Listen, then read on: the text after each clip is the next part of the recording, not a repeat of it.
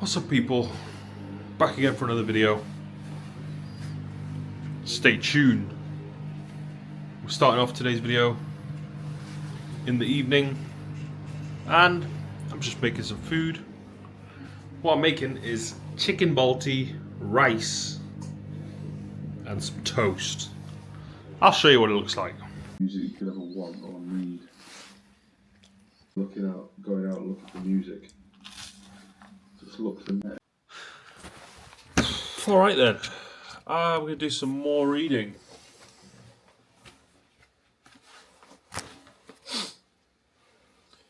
I hope I'm not going to sound like Alanis Morissette if I describe this as ironic.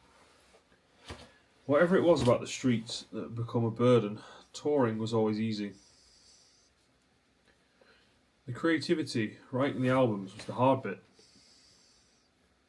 But singing a load of songs you've already written, in some cases 10 years earlier, is not exactly taxing, is it? When I first got asked to do live shows, I regarded them as a ridiculous imposition. And fundamentally, my position on that never really changed.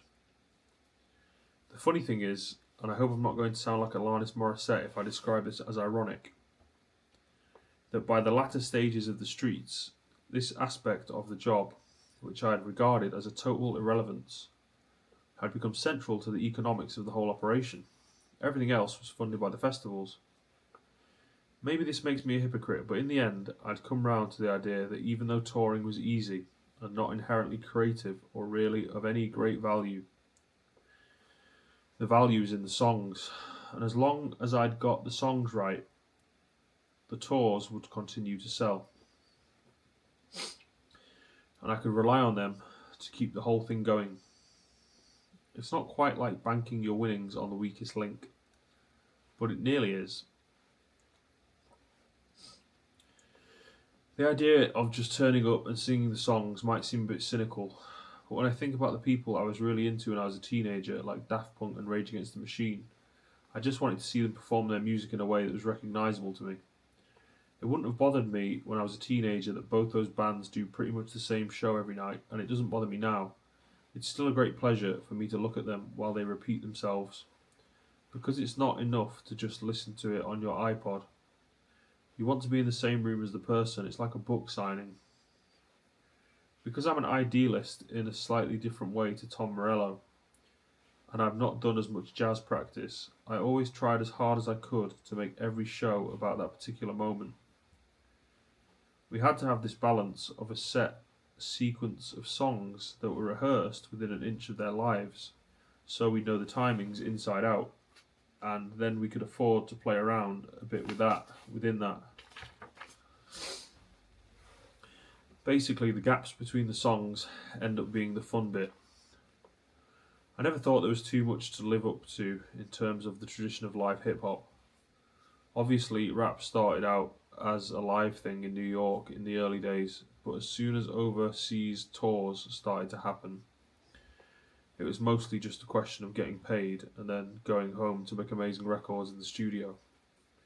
Outside of local open mic shows, I don't remember seeing any famous rapper perform live when I was growing up, except Busta Rhymes at Aston Villa Leisure Centre. I've never really been into rap shows subsequently. In fact, I'm trying to think of any I've really enjoyed. I think the Roots are great as a live band, but that's more of a festival thing, and the Fugees were really more of a rock band with a very good singer. I do remember seeing Ghostface from the Wu-Tang be really good in Chicago once. That was one of the few times I've had a sense in a live performance of someone being a wordsmith, and the way this might relate to the delivery of their lyrics in that context.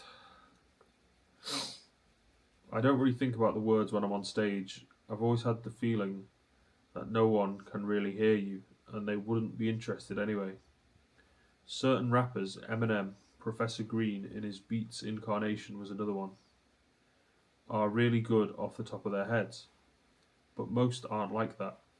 And even the ones like those two who've come up through a lot of MC battles will generally just say what they've written Obviously, you've got to be quick on your feet once you're on stage, but that doesn't mean you won't have written it down first. A lot of the problems with live hip hop come from the venues. No one can do it like a really good MC at a rave, but the static nature of an arena or stadium performance does the music no favours. Dance music is the same. Once you get to a certain level, it's just a bit odd seeing a guy DJing on stage at the Brixton Academy.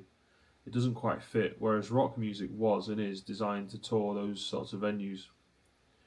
If you see someone like Muse at Earl's Court or Wembley Arena, it's obvious that the music has been designed and developed to fill spaces of that nature. My strategy for overcoming the problems traditionally presented by trying to perform hip hop in larger live arenas remained fairly consistent throughout a decade of the streets. It was basically to scream and shout a lot. Beck was a big influence. I remember watching him do a performance at Glastonbury once. It was Saturday afternoon in the mid to late 90s and it was pissing down. I could see that clearly even watching at home on the telly. I'd never been to a festival before I started performing at them, and since then I've been to Glastonbury once as a punter. It rained for the whole 3 days and I ended up getting really spotty because I was using hand wipes to wash. I certainly wouldn't describe it as a high point. I've had much better nights there when there's been a tour bus to take me home. Such luxuries were still a few years in front of me when I was watching Beck. The impression I gleaned from watching his performance was that he had sized up what was potentially a very depressing situation and decided simply to scream and keep on screaming until the crowd thought he was so mad that they might as well go with it. The lesson I took from this and filed away for later use was that if you're unbelievably committed to having a good time on stage, if you just try and knock people off their feet with pure shouting, they do actually end up joining in. You have to remember that every single person who goes to a concert, however jaded they are and however much they're from London, wants to have a good time. But sometimes you have to remind them of that fact, which can take a bit of doing, and there's nothing really cool about this process. In fact, it often involves being about as uncool as you can possibly get. As far as I'm concerned, the whole playing live experience basically comes down to wanting to be sure I've earned the money. It's the same professional pride-based approach that I had from the beginning with the music. It was always very important to me that my songs should serve some kind of straightforward purpose. And the same applied to my live shows. My first concern was that they should live up to the platonic ideal of what a live performance should be, i.e., people should have a good time. I probably have a very narrow-minded idea of what people having a good time is, but I did always notice a big change in every crowd after we did a Go Low, where I'd make everyone crouch down on their haunches, or a Go Moses, when I'd stage a budget reconstruction of the parting of the Red Sea using human waves. We all feel a need to be consistent with our statements and our actions. If everyone's standing there doing nothing while you perform, it's probably because they had an idea in their heads at the beginning of the show which they are trying to be consistent with. And that idea was, I didn't come here to dance, I've paid my money and I'm going to see if they're any good before I respond in any physical way. At that point, your job as an entertainer is all about changing the fundamental premise your audience is striving to be consistent with. And the simplest and best way to do that is to point out that deep down, they do want to enjoy themselves. There's definitely some neurolinguistic programming in there. Basically, a lot of what I do is Anthony Robbins. But I'm trying to encourage people to let go of their inhibitions for their own good, rather than as part of the slightly seedy seduction strategies NLP is usually used for. You want as many people as possible to be dancing, because then suddenly there's this everyone's having a really good time meme, which everyone will want to be consistent with. If people do participate, then they feel like they've put something into the show themselves, and at that point, they're more likely to get something out of it. I know this sounds a bit like something a drama teacher might tell you in the vain hope of drumming up enthusiasm among the cast of the school play. but in my experience, it is actually true. I also realised that other strategies for live performance are available. Obviously, this is not how the Grateful Dead did it, and they've done amazingly well. And I've been knocked off my feet over the years by plenty of bands. Pink Floyd would be a good example, whose approach is the complete opposite of everything I try and do. There's no talking between songs, there's hardly even any singing really. Looked at through my value system, everything goes on too long and there's nothing really happening. It's like a Sofia Coppola film. Every scene is overextended, but somehow the whole thing seems to work.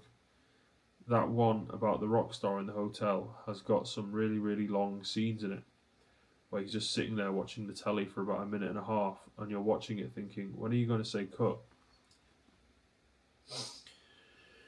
Knowing when to stop is a very important skill. In the run up to Computers and Blues coming out, we had this timer counting down on the website. A couple of weeks before the release date, I was getting really stressed out thinking, what am I going to do when it counts down to nothing? So I thought, fuck it, when the album comes out, I'm just going to switch it off. The people at 679 weren't too happy about this. Closing down your website on the day your new album hits the streets is not a conventional promotional mechanism. In fact, it's thought to be just about the worst thing you could possibly do, and I'm sure it probably did contribute to the lack of label backing and Radio 1 support for the record. But not in a bad way. I don't suppose there'd have been too much of either of those things flying around anyway. I wasn't expecting it to be a priority release for anyone other than me, and at least by shutting everything down, we took control of the situation. As if to reward us for taking our destiny into our own hands, the tour which followed was amazing. All the dates sold out, and the summer festivals after that were some of the best shows I've ever done. Let me tell you something about melodrama. Melodrama is not overacting, it's under motivation. Stuff happens without enough reason. The last street shows were that in reverse. We never mentioned the fact that it was a farewell tour because we wanted any emotion that was there to be induced by the actual situation rather than expectations we had deliberately raised. Because the finality of it all went largely unspoken, that made it all the more powerful. All the reviews interpreted these performances as being really emotional, and they did have an emotional impact, but that impact was heightened by me only ever alluding to the fact that something was ending once right at the end. At that point, I'd thank everyone for their support over the past 10 years, and I'd get this great big roar of stuff back, which felt really special. Essentially, it was the opposite of the X Factor, when they show you those endless close-ups of young men and women and their friends and families in floods of tears because they haven't got to go to the judges' houses. But the overall effect is to diminish your capacity to have sympathy with them, not to enhance it. Even when I was showing my arse to bring the streets live Odyssey full circle at the 2011 Reading Festival, I was still a poster boy for emotional continence. Aesthetically, as a tactic, bringing the curtain down with a bit of a flourish seems to have worked. The album didn't sell, but it never really felt like that was the objective, at least not to me. The objective was to take something which was potentially going to look like it was winding down and say this is the end in a very deliberate way to make an event out of it. People don't often do that. They generally make things go on for much too long. It wasn't about closing with fireworks. I didn't have that much regard for myself to think that was how it was going to feel. I guess I was at a point after everything is borrowed where I'd become so unmainstream I didn't really think publicly pensioning off the streets would have the effect it ultimately did. I was doing it more in the hope of encouraging people to notice whatever I went on to do next. So it was a smart thing to do, but maybe not for the reasons people thought. It wasn't about me being a showman, it was simply a pragmatic decision that needed to be taken. Given how low doing gigs came on my list of priorities when the streets started, in fact, it wasn't even on the list, the live-led business model we were geared towards by the end certainly represented a big turnaround. But this only reflected a shift in the relative economic significance of live and recorded music which took place throughout the music industry from Napster onward. And as an enthusiastic patron of Sean Fanning's pioneering free downloading service myself, It would have been hypocritical of me to complain about its financial consequences for people trying to sell records. I was lucky that my management was shrewd enough to realise which pie was getting bigger and which one was getting smaller before my record company did, so they could make sure I kept the lion's share of the former while reserving any goodwill gestures for the latter. And as far as the streets paying our way by being on the road was concerned, not only did that make good semantic sense, it also reflected the deeper understanding of how music works that I'd acquired over the 10 years since Has It Come to This. If you're convinced, as I still am, that the value and power of popular music comes down to the songs, then the performance of those songs in a room or a field come to that is a bit like the transition from making a film to showing a film. It's the first part of that process that takes all the work, but it's the screening in the cinema that you get your money from. I'd always seen a lot of parallels between what I did with the streets and the film world, and from acting in videos, which I was surprised to find I was pretty good at, to making our TV show Beat Stevie and putting out short films on Twitter.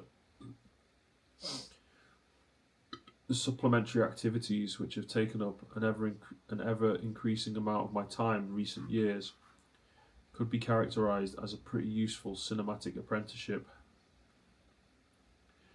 So it's only logical that film should be one field I'm determined to explore now I've shrugged off the expectations associated with the streets. I want to find something else that drags me along and that drags other people along with it. I've been excited about that possibility for a long time, but I knew the only way I could do it was to make a fresh start. As the streets, the things I was best known for were always going to be the things I did at the beginning. There was no way I could be perceived as anything other than a legacy artist, which is the kind way of saying I'm too old to make any difference to the way I'm perceived, other than maybe to make people remember me a bit less fondly by flogging a horse which may not be entirely dead, but certainly wouldn't be a good bet to win the Grand National. When you're the one in front of the camera, you're forced to be a lot more aware of how much age does actually matter. And I think as far as being an MTV or a Radio 1 guy is concerned, 30 is probably where being old starts. Obviously, there's the odd exception, by which I don't just mean Susan Boyle, but basically I think you'd be naive to imagine yourself beginning a career in music at that age or older.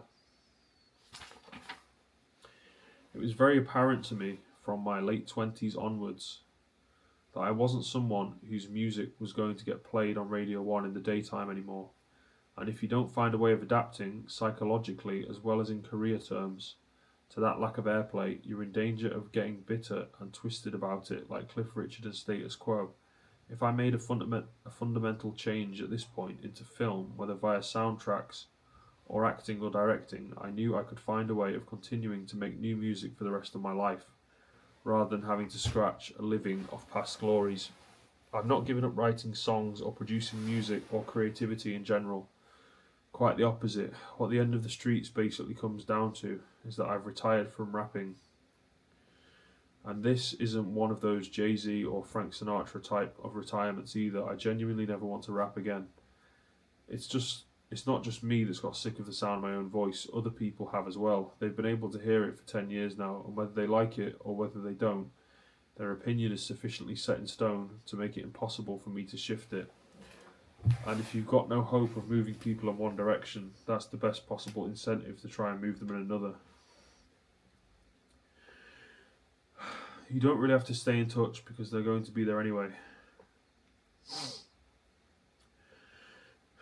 When I was younger, I always felt like I wanted to be around people more. You can have too much solitude when you're young, and at that point all of your problems in the world seem to stem from the fact that you aren't in enough social situations. But over the years, I've come to realise that this was just who I thought I was. You get to a point in your life when you've been around enough people to appreciate that you're actually incredibly solitary by nature.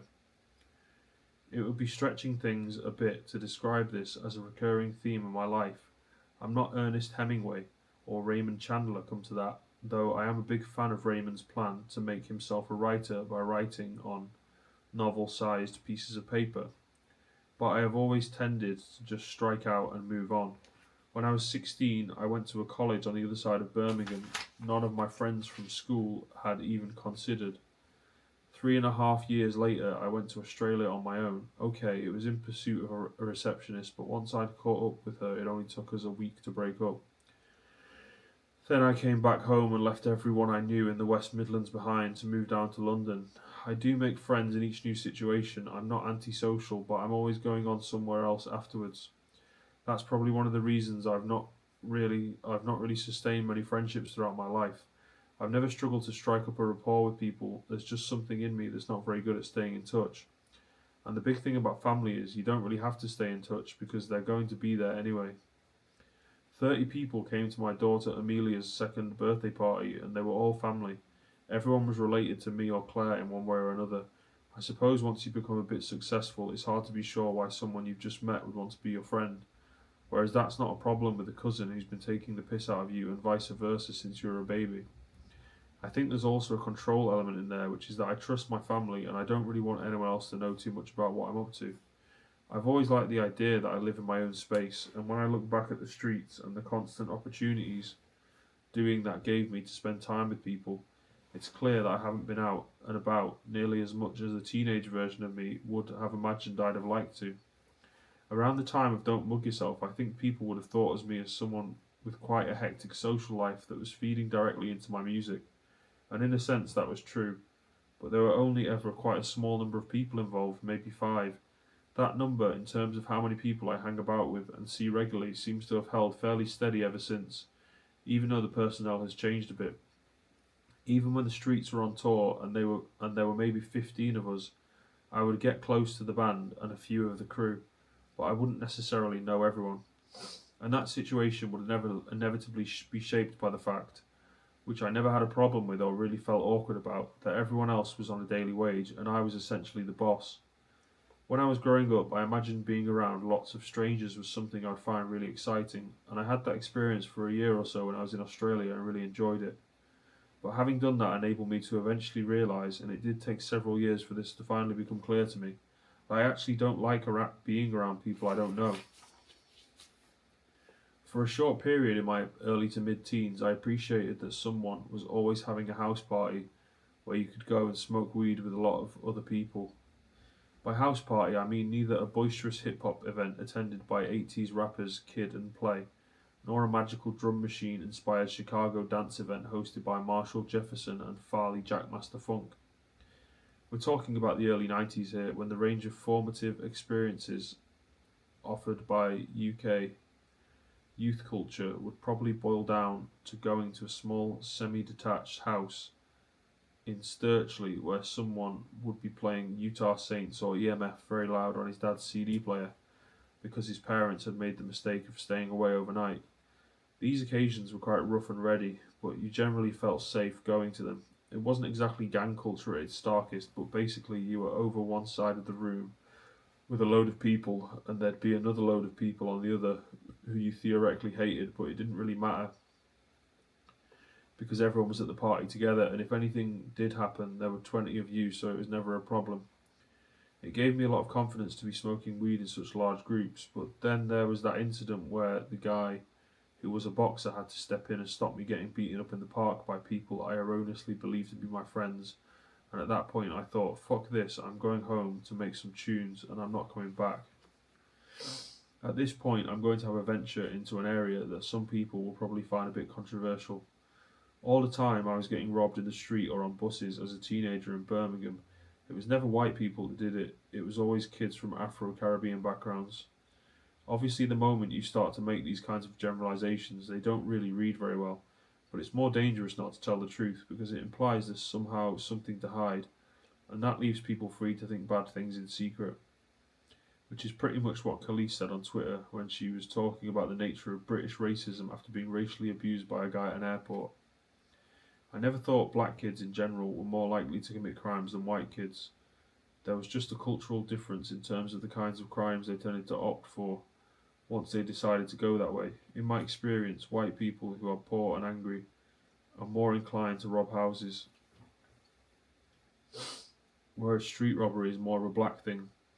I'm not saying that applies everywhere, but it was certainly the way of things in Birmingham in the 90s.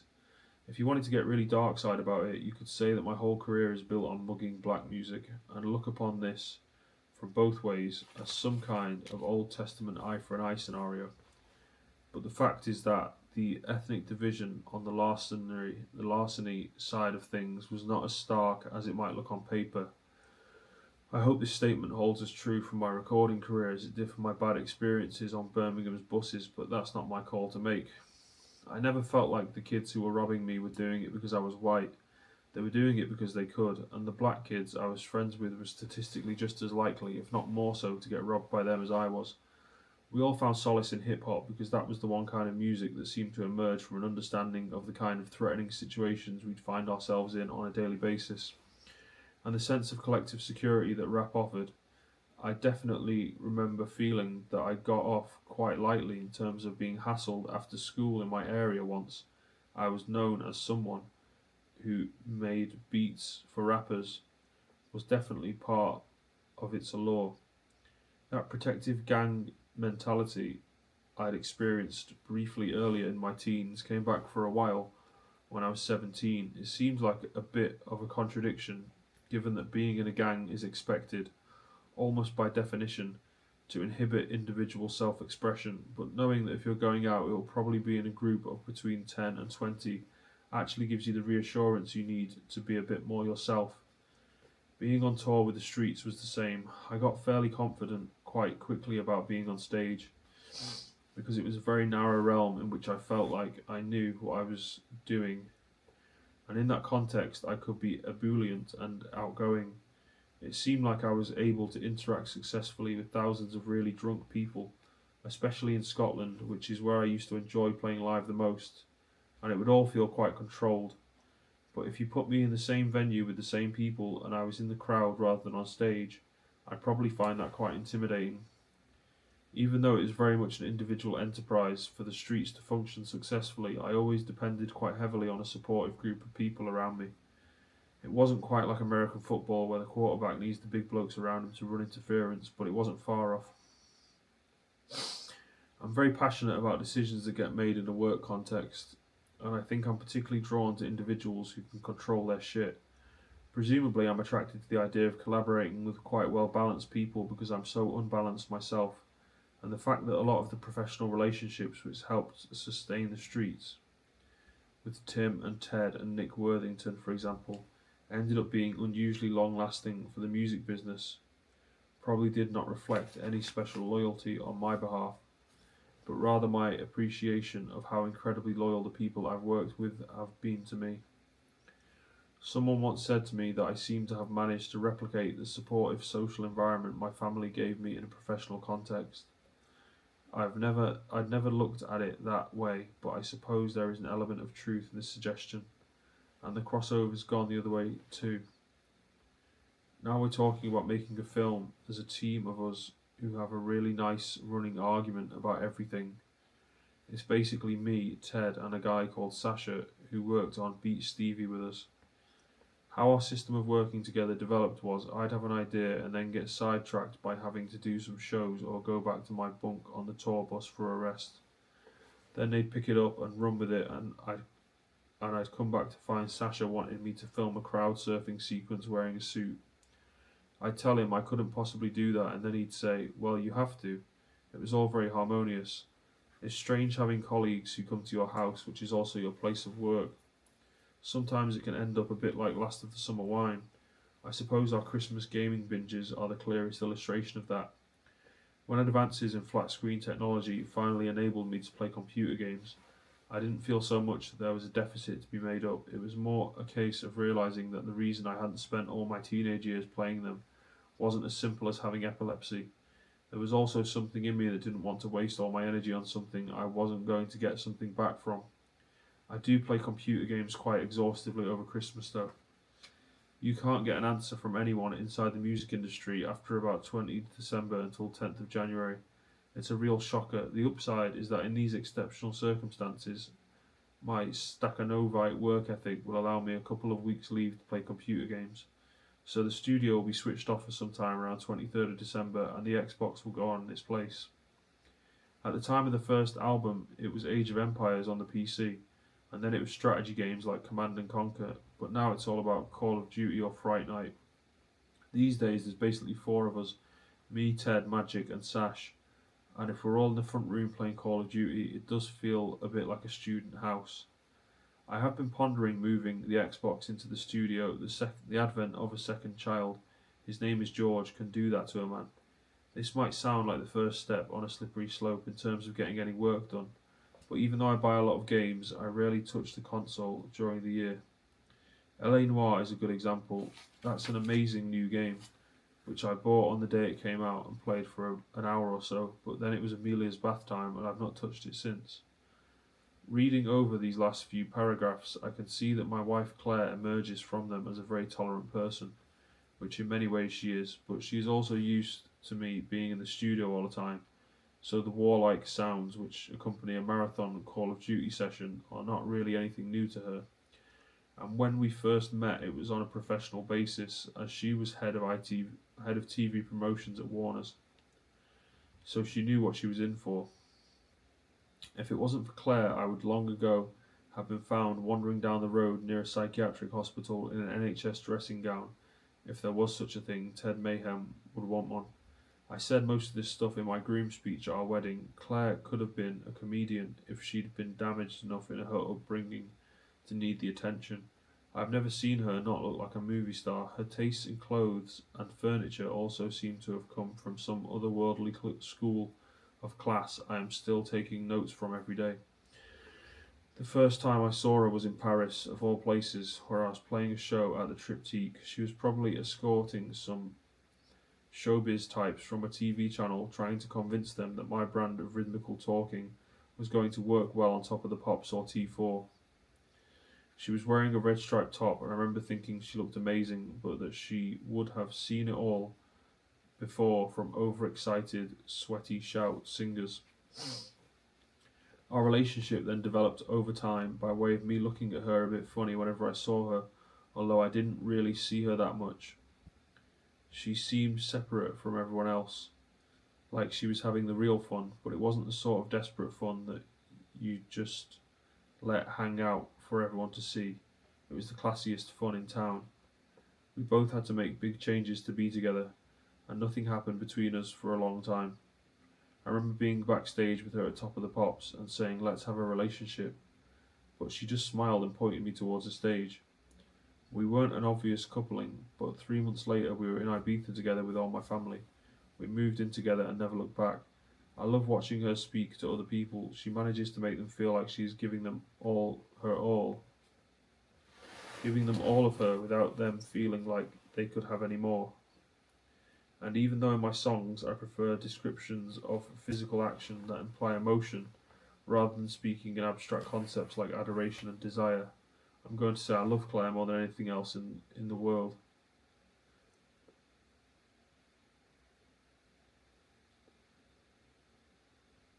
I'm looking forward to spending the rest of my life with her. I will get through it by ignoring what she says while paying careful attention to the rest. Okay, I'm going to pause there. I just realised that actually, you know what? Never mind.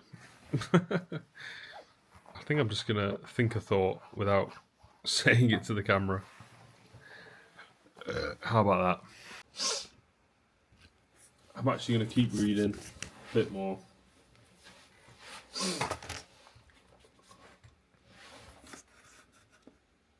Okay.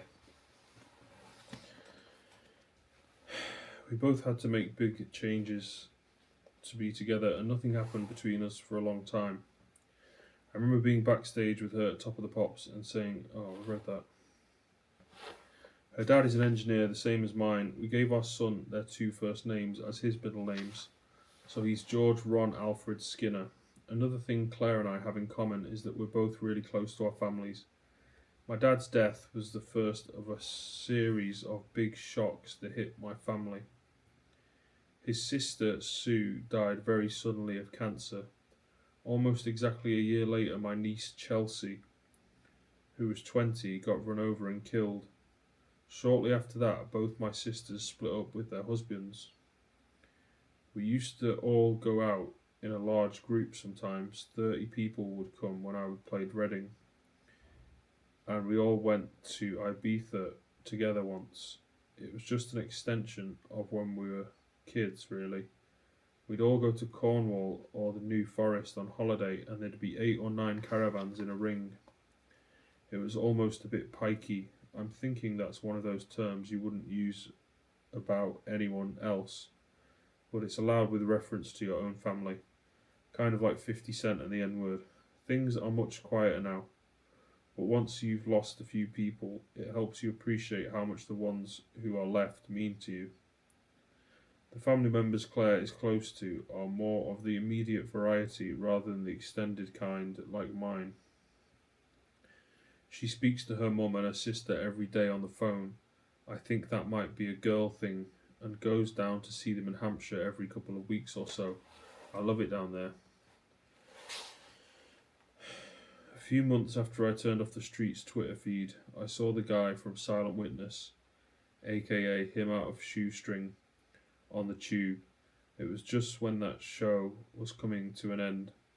There was a two-parter on the Monday and Tuesday, and the cliffhanger at the end of the first one was that Trevor Eve dies, although it turns out he's not really dead.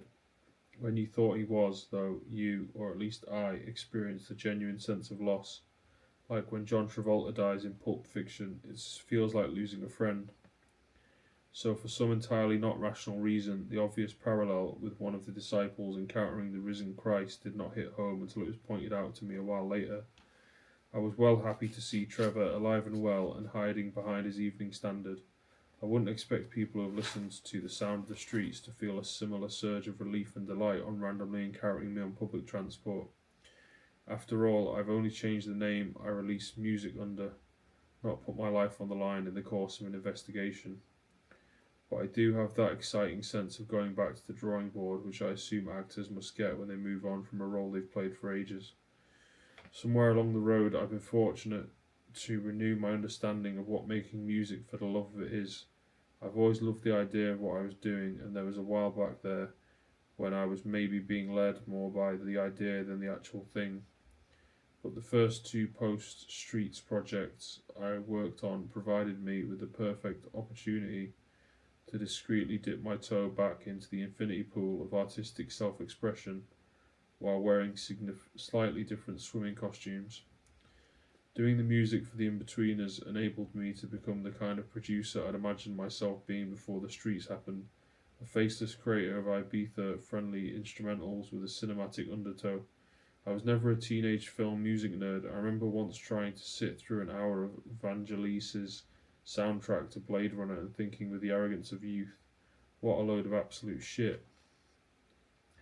This was probably about the time Pop Will Eat Itself were on heavy rotation at the teenage Grebo house parties I was going to, although I always preferred Ned's Atomic Dustbin, if only because I really liked their logo, which was a kind of friendly nuclear waste receptacle with loads of slime around it. And since PWEI's singer and guitarist Clint Mansell has blazed a somewhat unlikely trail for Hollywood film music writers of West Midlands origin, so it would seem churlish of me not to at least attempt to follow in his footsteps. The other main project I was working on in the immediate aftermath of the end of the Streets was still at the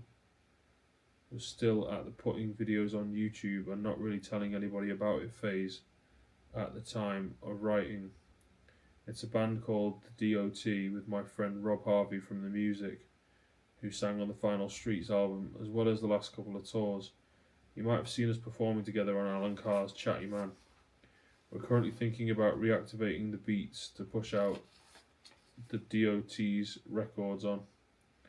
Some people have kindly suggested my label might have been a big influence on UKMC's subsequent download chart takeover. Maybe we did help pave the way a little bit as a kind of a bridge between the Skinny Man and Tiny Temper eras, but I don't think you can really lump the beats in with what happened afterwards because the music changed so much. The 2 main factors were first a development in confidence. or maybe more accurately, in the public's willingness to apprehend it. Professor Green and Example were always confident, it just took people a while to realise. The second and more significant shift was that people got a lot more willing to make what was essentially dance music.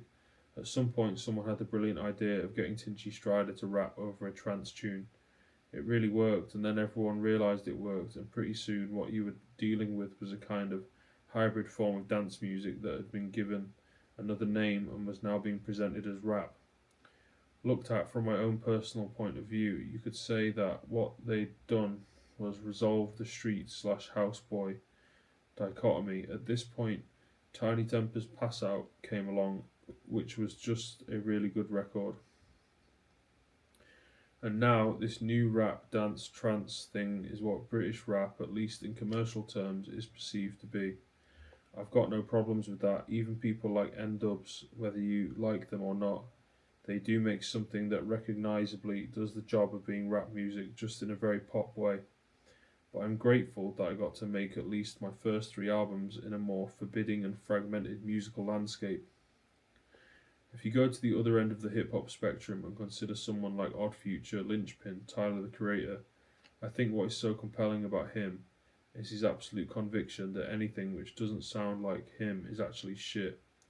Obviously, that belief will fade over time, and in the early stages of someone's career, it's hard to tell if there'll be anything else there to take its place when that time comes.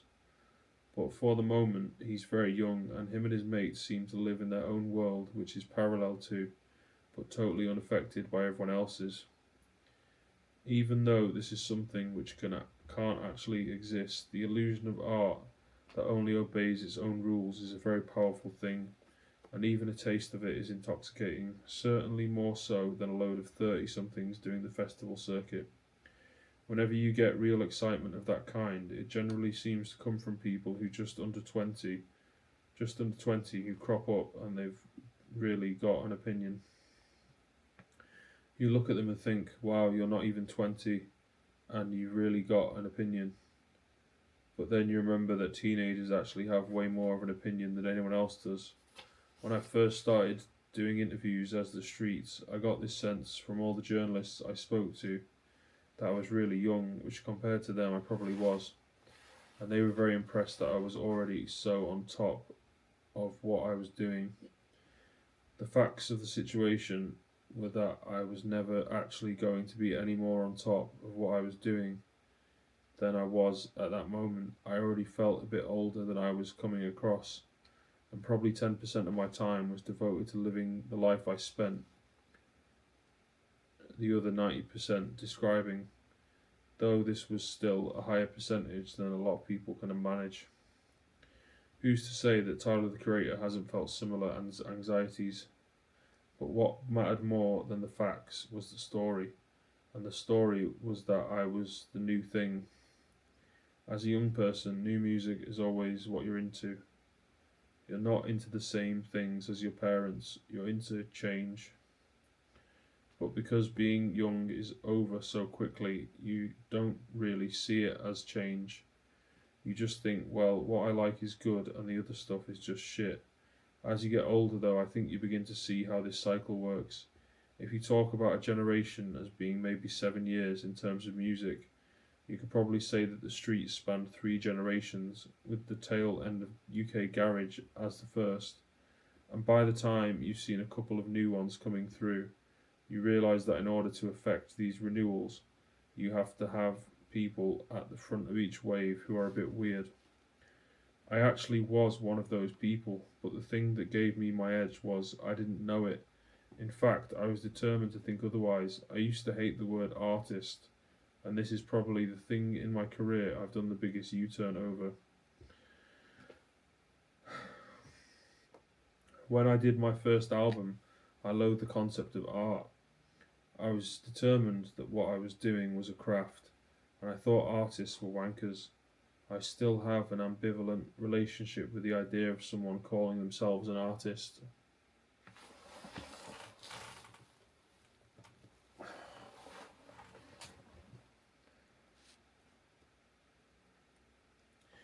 In any sense beyond the way they use it on the X Factor, where it just means the person singing the song. because it often involves people wasting a lot of time being too self satisfied. But once a few years had passed after original Pirate material, I realised that even though what I was doing when I made that album felt very straightforward and therefore craft like at the time, I couldn't do it again, and that's what made it art and not craft. But without the delusion that what I was engaged in was the latter enterprise rather than the former, I probably wouldn't have been so good at it. My evidence for this proposition is that as soon as I realised that what I was doing actually was art, the whole process got a lot more complicated and difficult. I would never have said this 10 years ago, but if you think about what art actually is, to me it's the newness that is unquantifiable. This is why what really succeeds in art is always what was previously wrong. That's certainly true of my first album. Its greatest strength was that everything about it was wrong. Once you've been party to such a victory from the jaws of defeat scenario, there's a temptation to go to the dark side and start deliberately seeking out stuff that's wrong. But that never really works, because the secret of getting it wrong successfully is that, hey Alanis, this one's for you. You were sincerely trying to get it right. Honest failure. That's always the best way forward. Since I've already scandalized the narrow-minded ghosts, the narrow-minded ghost of my 23-year-old self by giving you my definition of art, I might as well compound the offence with a capsule summation of what creativity means. To me, it must always involve the connecting up of two previously unconnected ideas. At least that's as close as I can get to a working definition. If you're going to create something that captures people's imaginations, it has to be new. It can't have existed before. There's an outer edge of musical newness, which tends to be uncomfortable for a lot of people. Then just beneath that, there is the comfortably new, which is the big bit. It's like the crust and the mantle, and you want to be in the mantle, really. You can try to formularize that by deciding to take what is really cutting edge and soften it a bit. A lot of A&R men set up camp at that point and do very well out of it, but I'm always more drawn to people whose inclination is to take everything to its logical conclusion. No one can say I didn't do that with the streets. There is one aspect of my body of work in that incarnation which I'm proud to think of as reasonably unprecedented, and that's the fact that, and please excuse the lapse into the third person I'm about to be guilty of, but we are in the midst of a crescendo of self-examination here. Not only do all of my albums sound like they were made by the same person at every level of the writing and recording process, you couldn't say any one of them is more Mike Skinner than any of the others. I realise the uniformity of their Mike Skinnerness might be a mixed blessing as far as some listeners are concerned, but there's nowhere in my back catalogue where you'd think, why did he let that be forced upon him? Or what was he thinking of working with that producer? All the fuck-ups are resolutely my own, and I'm happy I managed to keep that going right through to the finish. I can't think of anyone else who's done things in such an altruistic, some might say autistic way. Even Eminem doesn't master his own records. A lot of huge changes took place in the music industry in the course of the Street's 10-year lifespan. But for all the talk of democratization via the internet, I feel that being on a major record label was way more important by 2011 than it had ever been before, largely because being on the radio had become more important than ever before, and radio more than ever wanted the sure choice. When it comes to releasing stuff on Twitter, it's obviously much more immediate than the endless painstaking recording process I used to go through. You come up with an idea, write a load of stuff to a deadline, then at 6 o'clock you just press the button and it's gone. The problem is that if you want something done properly, you by and large still have to do it the old way. Apart from the odd tune done on someone's laptop, the overwhelming majority of releases that actually get into the iTunes charts will have been mixed and mastered in the traditional manner. Twitter was good for a while, but it's quite time consuming and stressful, and it kills you in the end because you're constantly reacting all day. Our brains aren't actually designed to conduct conversations with thousands of people at once. That's why people who take to it on a large scale, Stephen Fry is the obvious example, always seem to end up finding out that they just can't handle it anymore. It reaches a point where you're hearing so many voices that you might as well be schizophrenic. It probably took about 6 months after I switched it off for the echoes to die away in my head, but I'd never felt as chilled as I did when that finally happened. There was definitely a tendency with all the Web 2.0 stuff to perceive an egalitarian element that wasn't actually there. A lot of energy went into the whole bringing down our idols to a level playing field thing, but that was all bullshit. When I used to ask for outside input, people would say, "Oh, he's on Twitter and it's all collaborative now."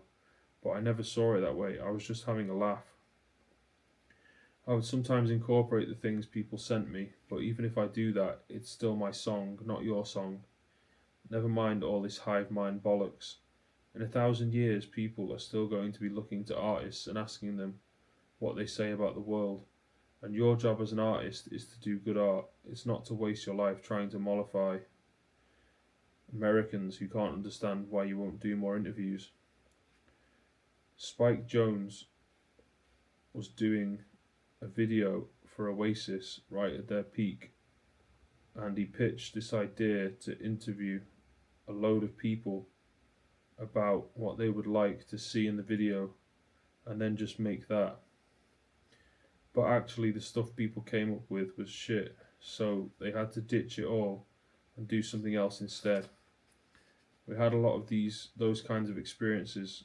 When you put stuff out there and ask people to contribute, the quality of material you get back helps you become aware that this is just a momentary distraction for them, whereas for you it's your whole life. And once the novelty of the collaborative fantasy is worn off, you realise that this is exactly as it should be. If it was their whole life, they'd be working on their own thing, not idling time away responding to yours. If you want something artistic doing, best pull your finger out and do it yourself. But if someone else's accumulated wisdom can help you, then so much the better. I know some people will look at what I've said about the differences between my first two albums and the music I made after that and think, maybe his later records would have connected with more people if he hadn't filled his head with all those techniques. There is obviously an element of truth in that, but the essence of what comes between a person and their original inspiration is that you lose contact with what you like, and that's something that happens anyway, irrespective of how many books on country and western lyric writing you read. I think I've been way more effective as a consequence of all the knowledge I've acquired. Without it, I'd just have been fumbling around in the dark. No doubt the same will apply to making films too. At the time of writing, I'm reading all about cinema lighting. I've got really obsessed with it. The basics are 3-point lighting, and beyond that lies the age-old argument about soft versus hard. Soft is lighting the whole room, and hard is focusing on the one thing. 3-point lighting is all about fill, hair, and key. The key light is the main, brightest one. A fill light evens up the shadows, and a hair light comes from behind and lights up the old Barnet, as opposed to New Barnet, which is near where my mum lives. I've put a lot of thought into what might be the right closing scene for this book. It's not a question of remembering what Robert McKee says. You've just got to do the stuff that's good and trust that your unconscious is 16 million times more powerful than your conscious mind. In other words, don't think about it, just do it. The exterior long shot is a pub called The Angel in the middle of Highgate Village. The interior close-up is me standing by the bar, and the last line of the screenplay is, at that point he leaves his 3/4 full Diet Coke behind him, walks off into the afternoon sun, and just does it.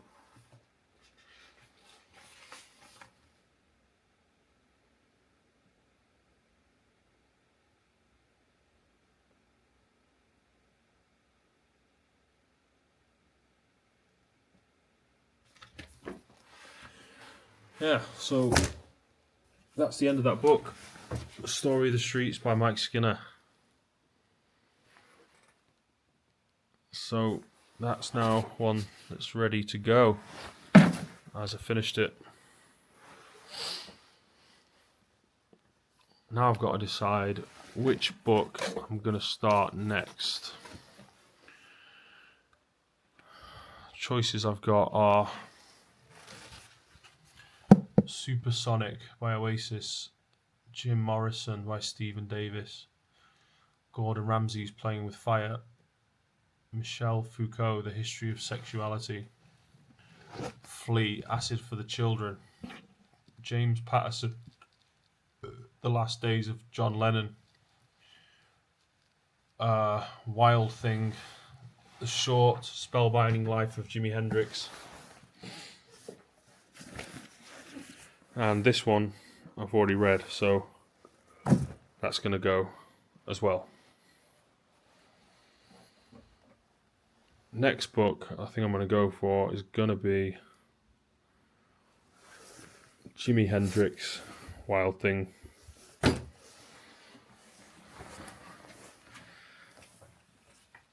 I'm currently just waiting for my video to process. Takes up a lot of processing power. It means I can't watch any YouTube videos.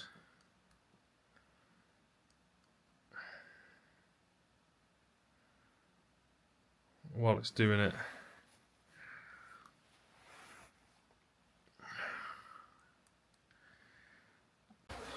Okay, so I'm going to read even more. Starting this book, Wild Thing, The Short Spellbinding Life of Jimi Hendrix. That's the cover. It's a cool picture.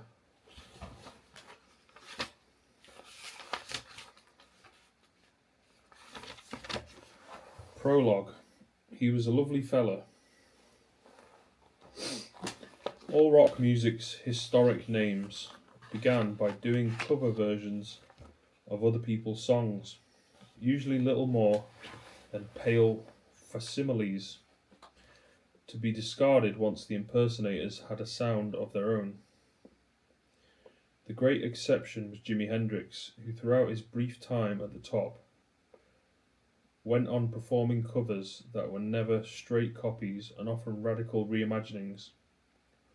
The Beatles' whimsical Sgt. Pepper's Lonely Hearts Club Band, for instance, he turned into a heavy metal broadside that Paul McCartney, no stranger to accolades, considered one of the greatest honours of his life.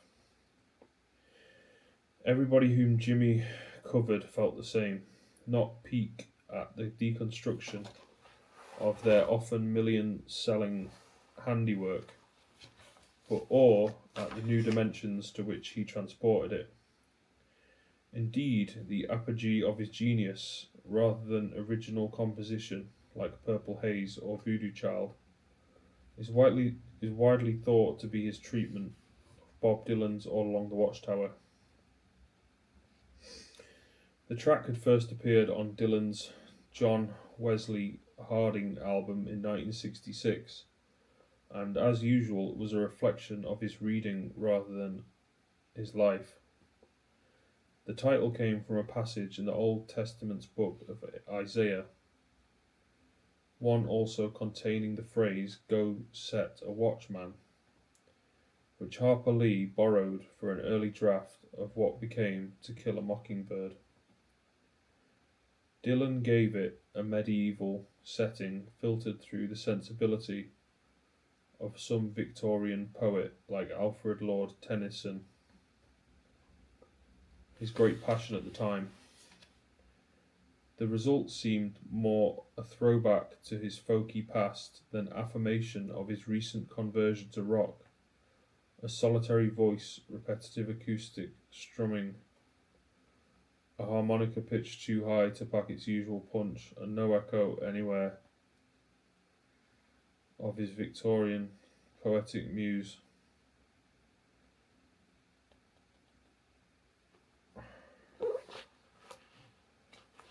Okay, I don't know if I want to read this one.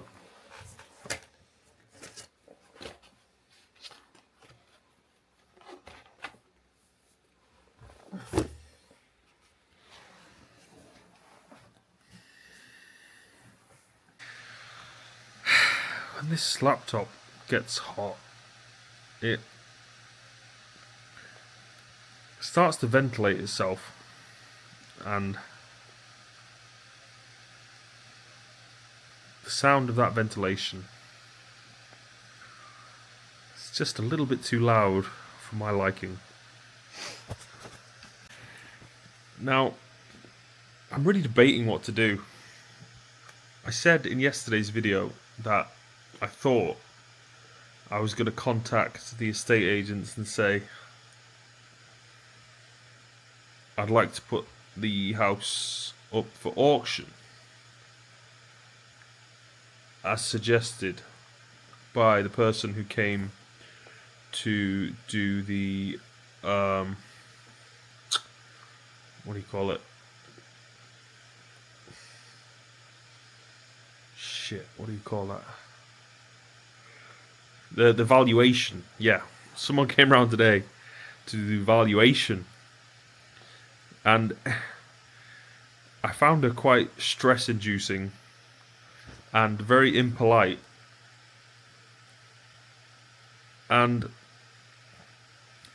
left me thinking, damn, is this who I want to do business with?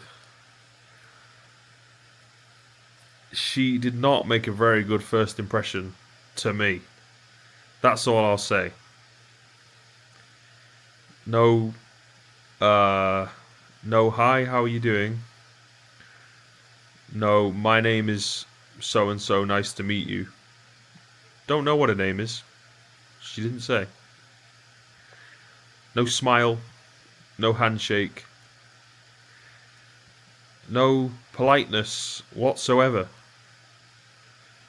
Very, very, very impolite, and made for quite an unpleasant interaction. Now, I'm sorry to this lady that I have to say all this.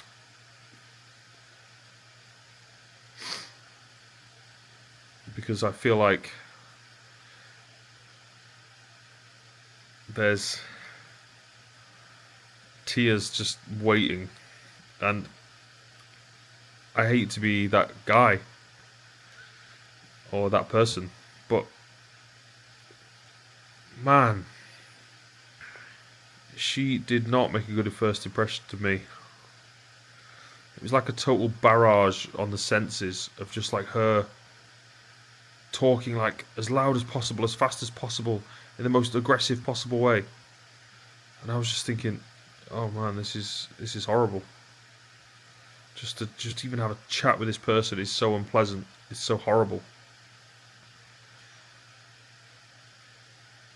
So I would say almost as quickly as she appeared, I was wishing that she would just disappear.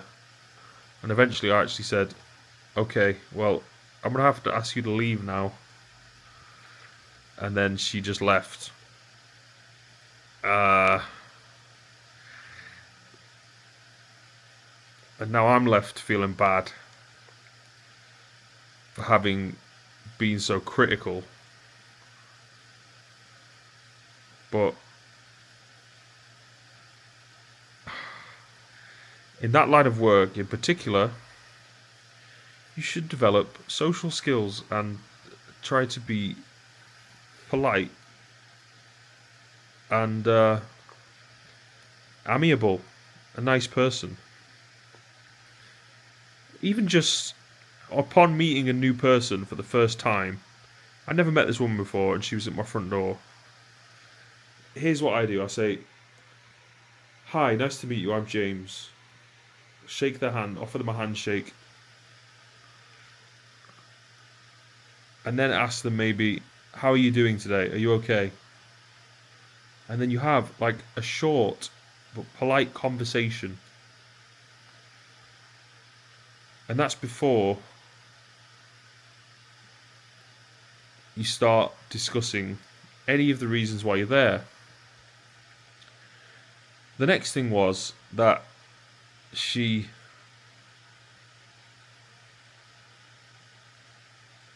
made assumptions that I just knew what she was talking about. when I don't. I've never sold a house before, and she started using loads of phrases that I didn't know. And so I had to ask her I was like, oh, I'm not sure what that means. What does that mean? It didn't seem like she had much patience to describe what it was she was talking about to someone who didn't know what it was that she was talking about. And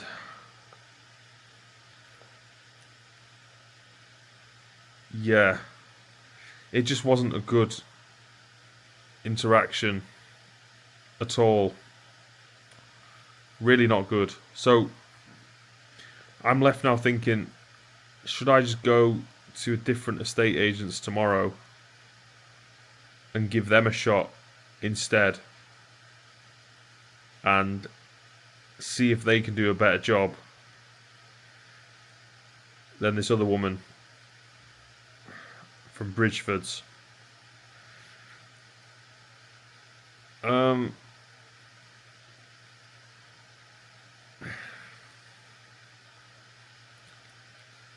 Because if they can, I'd much rather work with, I say work with, but I mean just, yeah, that's exactly what I mean. That's exactly what that's the correct way to say it. I'd much rather work with people who are pleasant, at least on first interaction, or who at least attempt basic social norms like introducing yourself, shaking hands, things that I just consider polite and good manners.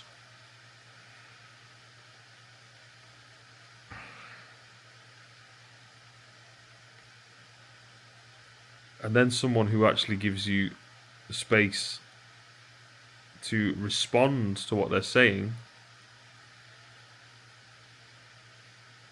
who's not trying to rush you, but who actually gives you their time and attention in a way that seems conscious and measured. Someone who's aware of speaking and interacting in the right amount, meaning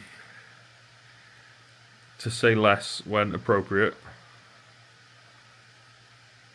to allow somebody time to digest what is being said, to give them space to reflect, and to allow them to respond in their own time.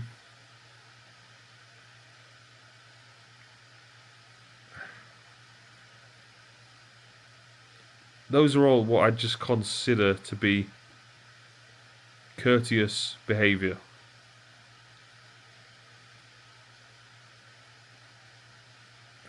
And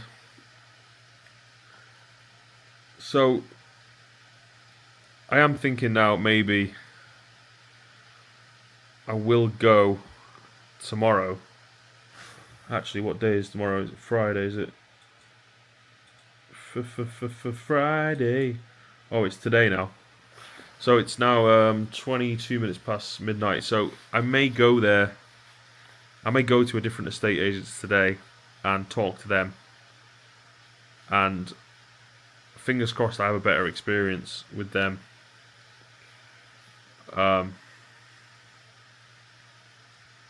And then I could choose as to whether they're the ones I want to go for.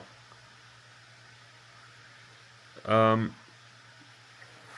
partly tempted to go for the one that I already spoke to yesterday, because we already started the process off.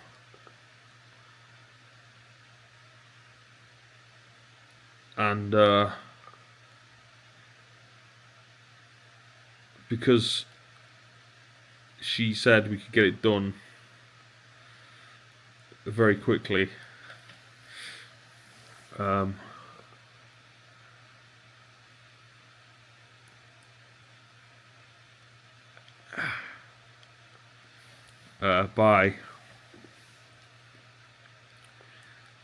by putting the house up for auction.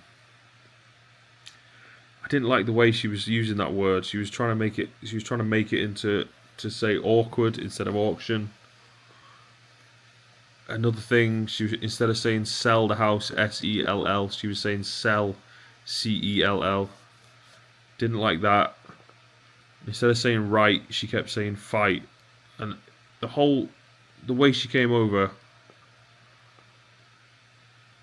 was not nice. I didn't like the way she changed the words that she was using. Instead of just speaking clearly and actually saying the word that you mean. At least upon meeting somebody new. Trying to not just be a completely chaotic, just mess of a person.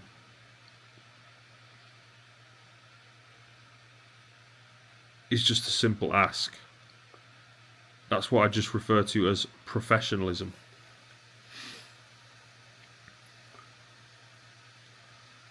So yeah, standards of professionalism for me were not there at all. Courtesy, politeness, kindness, ability to listen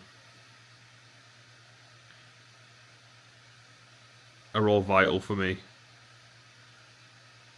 If you don't have these basic skills, the chances of me wanting to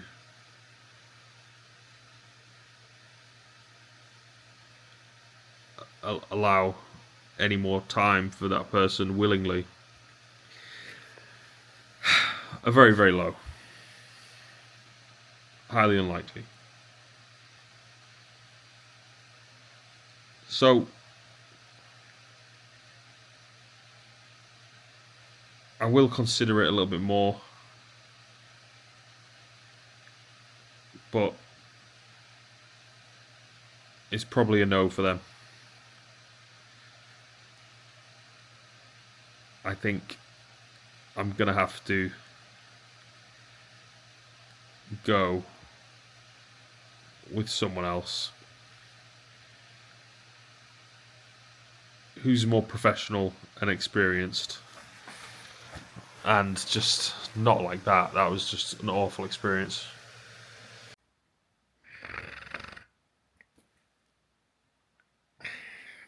I don't know what to say anymore. I don't know what to do on these videos. Sometimes I now just turn the camera on. And I thought I was going to have something to talk about. And then as soon as it comes on, I just go, I've got nothing. And the other part of my last brain cell goes, nothing? What do you mean nothing? And the other one goes, nothing. Nothing. No, I'm serious. They both look at each other and go, shit, what are we going to do? And that's how you end up with a clip like this. I just counted for my YouTube video, not to 100,000 like Jimmy Donaldson. Instead, I counted how many tins of beans I have. And I have 84 tins of beans. Why? I have no idea. All I can say is I got slightly carried away when doing the Asda online order. And if you thought you did a big shop, wait until you spend £1,200. Well, I bet there's lots of people who've got a big enough family to do that kind of shop. If you do that kind of shop, good for you. But you know what? Don't eat too much food, because otherwise you'll just end up a big walrus. And if there's one thing you don't want to be, it's a walrus. Although they can swim incredibly well. Okay, I'm going to try this Jimi Hendrix book again. I did try reading a little bit before. I didn't find it very interesting on immediate first inspection. I'll give it another go. The result seemed more a throwback to his folky past than affirmation of his recent conversion to rock. A solitary voice, repetitive acoustic strumming, a harmonica pitched too high to pack its usual punch, and no echo anywhere of his Victorian poetic muse. No sad-eyed lady of Shalott. Although generally greeted as further consolidation of the Dylan miracle, it caught some flack from fellow musos for being all portentousness without a payoff. His former folk mentor, Dave Van Ronk, even criticised the syntax, calling it a mistake from the title on down. A watchtower is not a road or a wall, and you can't go along it. Jimmy's cover appeared on Electric Ladyland, his third album after being transplanted from New York to London, and teamed with two white Britons, drummer Mitch Mitchell and bass player Noel Redding, as the Jimi Hendrix Experience. It is as once the quintessence of primal hard rock, and a reminder that, whatever the medium, true genius demands not only matchless expertise and energy, but discipline and understatement. In Jimmy's hands, the rather aimless canter of the Dylan version is slowed down by an introductory chord sequence, simple enough in form, yet with a wet, seething quality, suggestive of some wild seashore, with angry waves pounding the shingle, gulls screaming, bladder wrack glistening, and dark clouds piling overhead. All the Tennysonian bleakness and melodrama that Dylan left out are there in a moment. The lyric starts as a duologue between the Joker, i.e. the traditional playing card figure in stripy three-pointed hat, and the thief, plotting escape from some unspecified confinement. Whereas Dylan's every syllable was soaked in irony and ambiguity, Jimmy's mellow baritone plays it completely straight, with perhaps the slightest emphasis on "there's too much confusion" and "I can't get no relief," which happened to express what he was already feeling about his new life in Britain. His voice carries the same utter conviction in the thief's incoherently moralizing riposte, yet his guitar still holds back. Not even B.B. King was ever so sparing with a riff. At last, as the hour is getting late, a terse "hey" announces a break which, for me, surpasses any other to have been recorded since guitars had electrical wires threaded through their bodies like keyhole surgery, and metal pickups and volume knobs and tremolo levers dentists drilled into their faces. Forget Eric Clapton in Cream's Crossroads, or Jimmy Page in Led Zeppelin's Stairway to Heaven, or James Burton in Ricky Nelson's My Babe, or Mark Knopfler in Dire Straits' Sultans of Swing, or Scotty Moore in Elvis's Heartbreak Hotel, or even Chuck Berry in Johnny B. Good, Go Jimmy Go. It comes in 4 distinct movements, of which only the first is a conventional solo, with notes selected as judiciously and bent as elegantly as BB at his best. The second is played with a metal slide along the fretboard, which from Elmore James or Howlin' Wolf would be jagged and angry, but with Jimmy resembles a thrill ride through some extraterrestrial cityscape, each gush of the slide like a glowing elevator, sibilantly ascending or descending. Down swoops one, then up goes another, and another still higher until it almost seems to be dancing in time. Next, an extended passage with the wah-wah pedal, actually more of a thwacka-thwacka, replaces those soft machines with an almost human voice, as if the guitar is musing and chortling to itself over some private joke. Because there's no way of topping everything that's gone before, the finale is a suddenly melodious trio of treble chords in predictable order with grace notes, played by the little finger, much as a triple Michelin-starred chef might show his greatness in the simplest of dishes, a plain roast chicken, say, or heartbreakingly perfect poached eggs. Back in the song, a watchtower finally materializes, albeit now less a security measure than an eyrie where princes kept the view. Some Arthurian high drama seems promised in 2 riders were approaching, some apocalyptic outcome prophesied with, and the wind began to howl.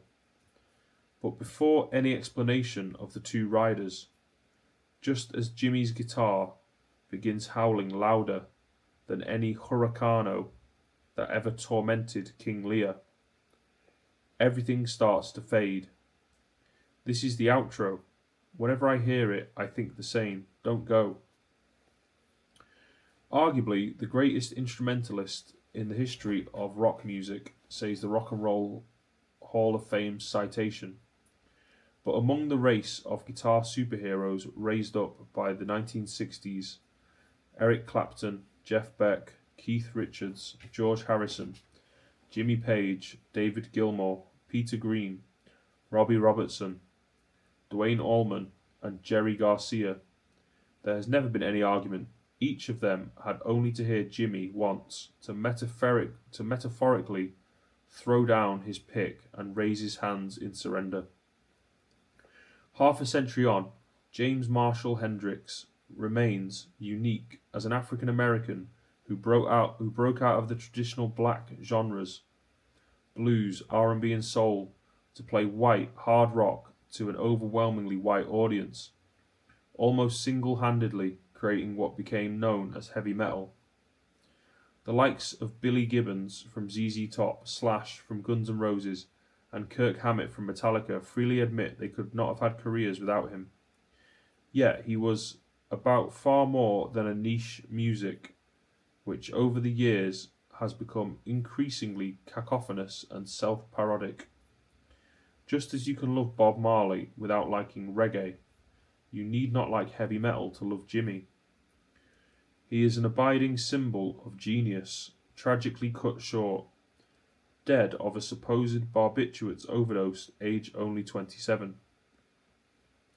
Several other such first-rank talents have perished at the same age from drugs, drink or related hazards of the rock and roll life. The 27 Club, whose otherwise all-white roll includes Brian Jones of the Rolling Stones, Jim Morrison of The Doors, Janis Joplin, and more recently Kurt Cobain from Nirvana and Amy Winehouse.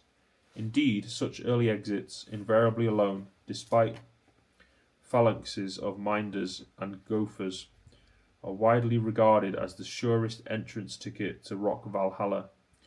Jimmy, whose demise had these dismal elements and more, is the 27 Club's president for eternity.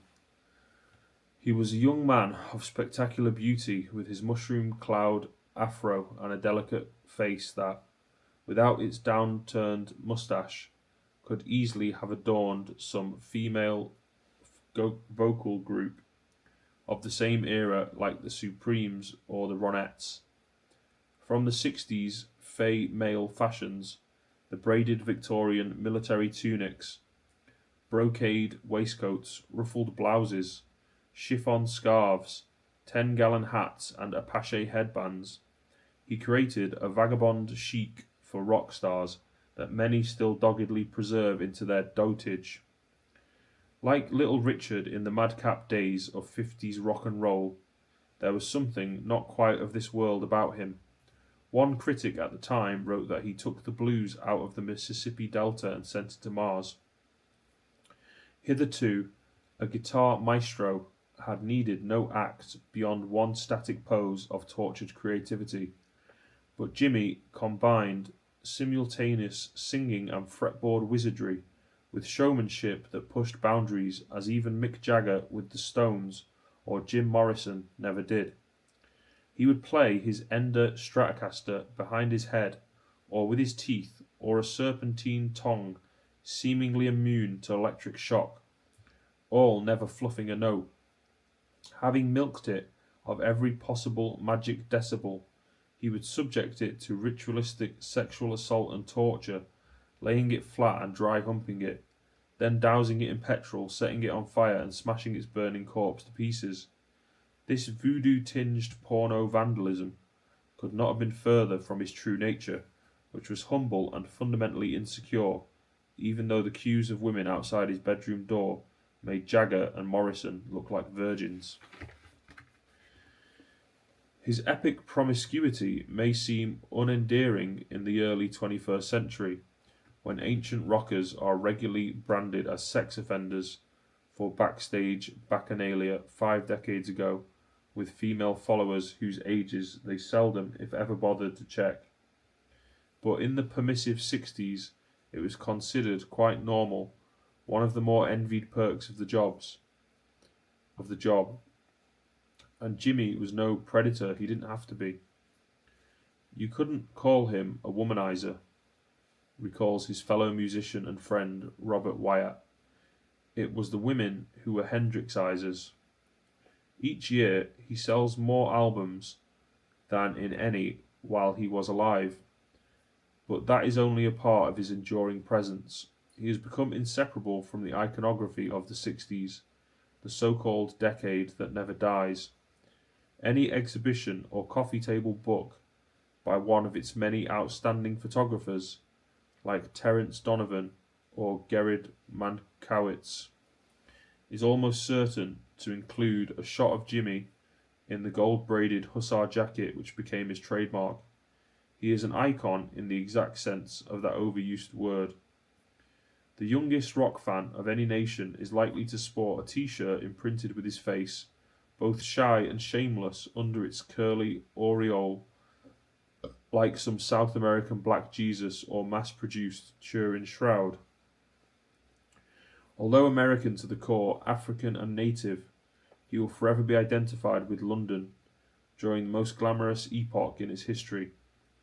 For all his prodigious gift, he reached the age of 23, still unknown in his homeland thanks to the racism that confined all but the most celebrated black musicians to the Chitlin circuit of segregated theatres and clubs. In 1966, he was discovered in New York by the girlfriend of Rolling Stone, Keith Richards, and brought to London by the Animals bass player Chas Chandler as Chandler's first venture into management. It was the newly dubbed style capital of Europe that finally unlocked his genius. British pop's entire social register headed by the Beatles and the Stones, flocked to see him play live at clubs like the Scotch of St James and the Speakeasy, and to marvel. Fashioned into the Jimi Hendrix Experience with his two white sidemen, Redding and Mitchell, he enjoyed immediate massive success with a string of hit singles and 3 albums instantly recognised as classics. As if in reprisal for the British invasion of US pop charts in the Beatles' footsteps, he was a one-man American counterattack. At the same time, he settled happily into his adopted culture, embracing such British institutions as warm beer, fish and chips, A. A. Milne's Winnie the Pooh stories, and Coronation Street. From London, he first cut a swathe through Europe, then returned to America to steal the show with his burning guitar at the first great pop festival at Monterey in 1967. The following year, when the country was torn apart by race riots and brutal official reprisals, he went on the road there as a black man leading 2 white ones, a blow for integration as courageous as any by the civil rights movement. In 1969, the enormous Woodstock Festival was galvanized by his solo instrumental performance of The Star-Spangled Banner, implicitly protesting the havoc being wrought in Vietnam by the US military in which he'd once been proud to serve. This blazing success came to a tragic end after only 4 years, just as new chapters of achievement were opening up, and in the same swinging capital that had launched it, in September 1970, he met a lonely, squalid death in a West London hotel, so creating pop music's greatest unsolved mystery. Rumours of foul play have swirled around it ever since, that he was murdered by his sinister manager Mike Jeffrey, or by the mafia, or even a paranoid American government which viewed his music's disregard of racial barriers as a threat to national security. I never met Jimmy, despite being at the epicentre of swinging London as a staff writer for the Sunday Times super chic colour magazine, free to interview whomever I liked and with tables reserved for me at all the clubs where he appeared. I was too much occupied with getting myself to America to talk to more established black music stars like James Brown, Stevie Wonder and Diana Ross. In late 1969, the Sunday Times magazine ran my profile of Eric Clapton, whose worshippers had looked on him as God before Jimmy came along. When the news broke of Jimmy's death a year later, the New York Times asked Clapton for an interview about his nemesis turned dear friend. Clapton agreed, on condition that I was the interviewer. I turned down the assignment, being on the point of leaving for Detroit and LA to write about the Motown organisation and meet the 11-year-old lead singer in their supposed Black Beatles, the Jackson 5. I've always regretted not postponing my flight. So why embark on a book about Jimmy, especially in the exhausted aftermath of my Clapton biography, when, as always at such times, I felt I never wanted to write another word about music or musicians? The answer is that, regardless of my feelings, the book seemed to go ahead and start assembling itself. In 2018, my superlative research associate, Peter Trollope, alerted me to the fact that September 2020 would be the 50th anniversary of Jimmy's death, still with no satisfactory explanation of it in prospect. During the 1980s, Peter had been a producer on a famous British TV documentary series named World in Action, and had worked on an investigation into the case, which was never aired. All his unused files, including details of crucial witnesses never called at the inquest, could be at my disposal. Then, out of the blue, I had an email from Sharon Lawrence, a former reporter with the UPI wire service, who became a close platonic friend of Jimmy's following his triumphant return to America. Sharon had been a rich source for my biography of Elton John in the early 1990s, but we'd subsequently lost touch. Although herself the author of an intimate Jimmy memoir, She generously agreed to act as a consultant for anything I might write.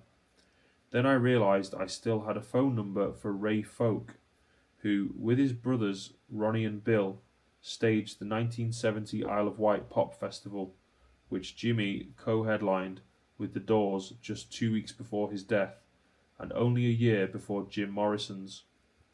I recollected that the last time I'd seen Ray was at the launch party for his book on the brothers' 3 Isle of Wight festivals, to which, as an island boy, I'd been of some small help.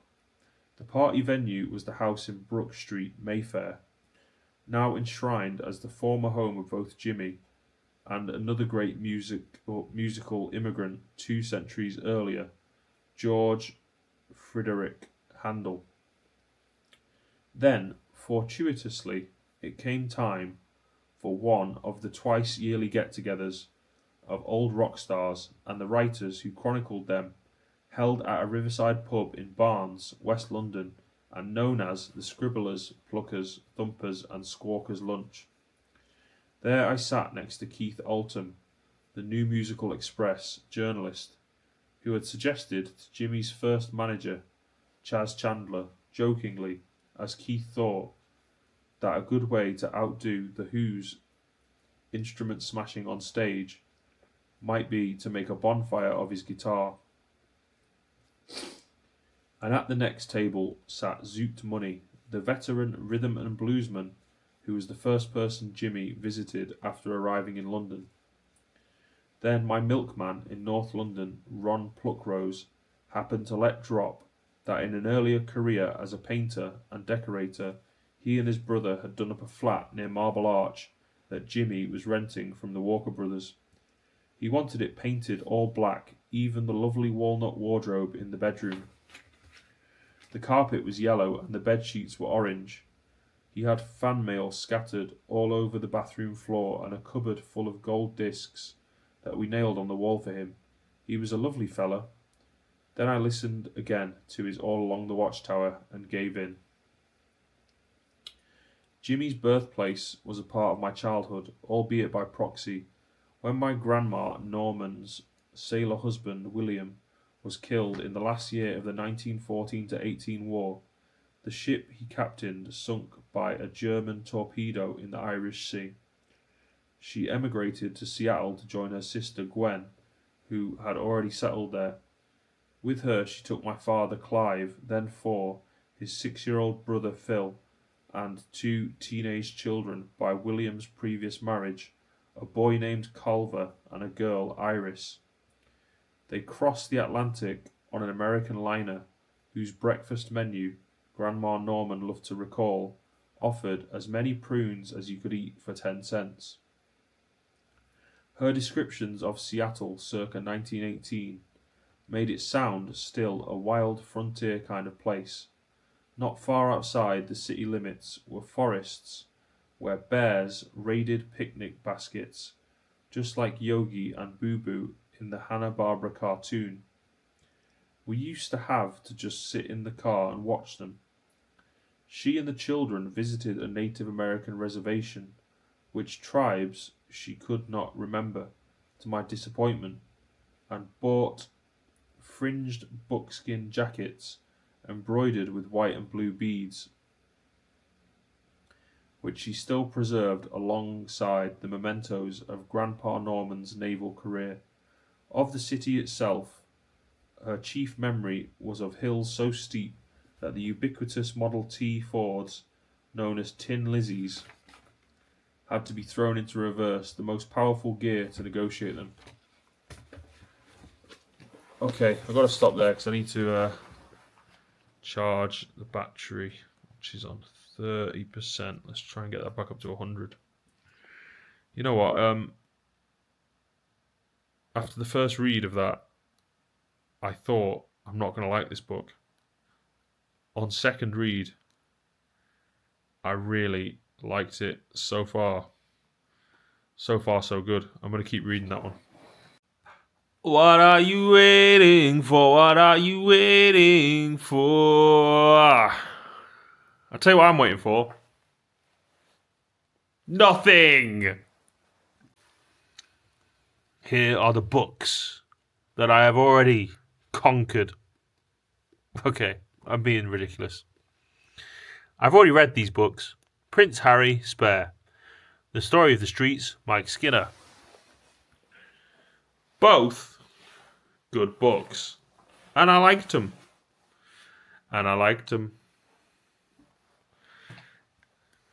Coming up next,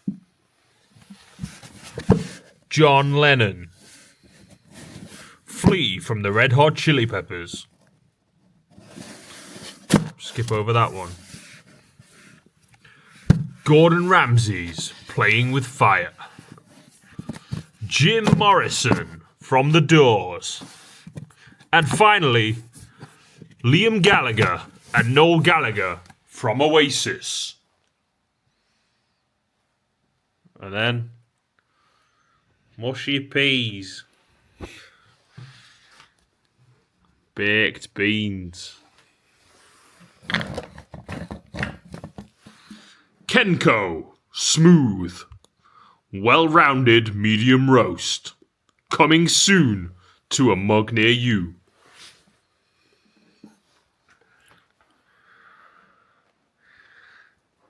I've started doing the whole YouTuber thing again, where you just look around at things and then say, I want to film this.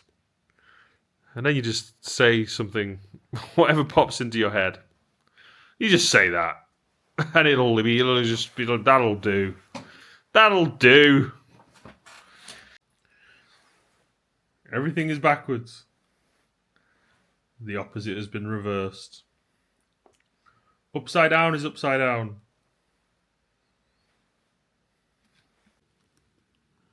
You know when life is at its worst? It's all a load of bullshit. But then, you know what it gives you after all that bullshit? More bullshit.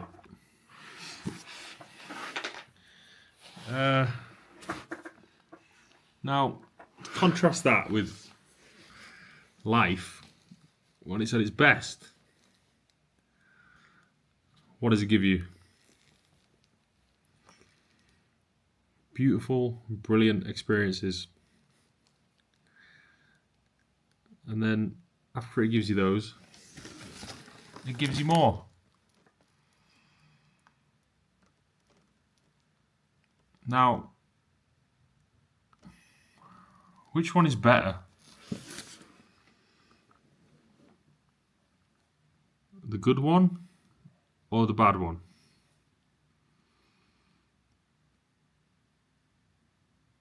Is the good one bad?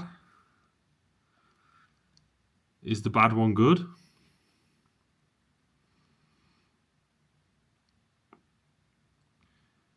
Can good be bad? Can bad be good? Just questions. If you would like to respond with an answer to these questions, please write a letter, put it in an envelope, stick it in the post, and in 6 to 8 weeks, I'll take one look at it and then throw it in the bin. Camden Town. Hey, brother, put the camera down. No, pick it up, take that video. You ain't a weirdo video. No. Video, weirdy,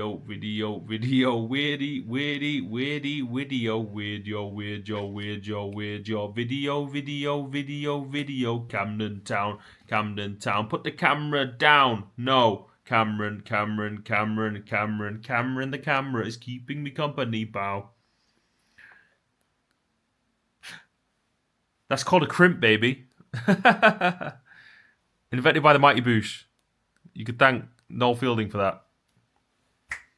Bow! Bow! Those are both Michael Jackson. Biggie. Biggie Smalls. Wicka. Tories? What for the Tories? No, for everybody. For anybody. Stories. for everybody, for anybody, stories. Books full of stories. Tower blocks got stories. I got stories. Sit down, I tell you a story about stories. Not for the Tories, for you, for anyone, for everyone. Wait, is there something wrong with being a Tory? I'm not sure. I'm channeling JME, but you're missing you're missing an A and an S. Now, explain how this works, but I think it's fair to say we've all been there. How is it possible that you find something in your house and you have literally no idea what it is whatsoever? Okay? What is this?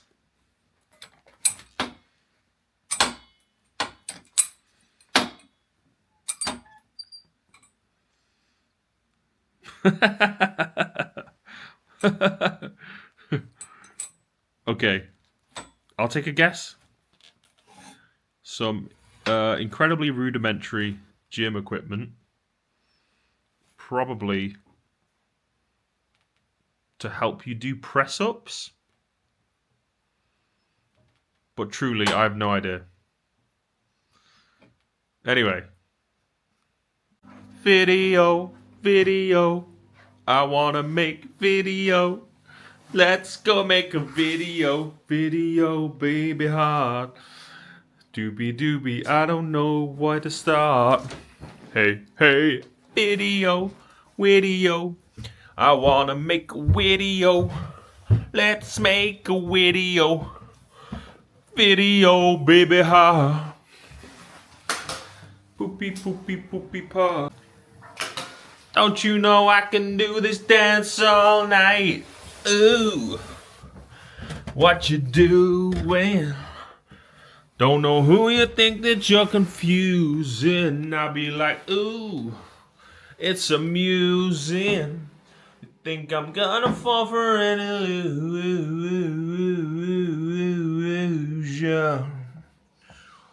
Dance all night, dance all night, dance all night.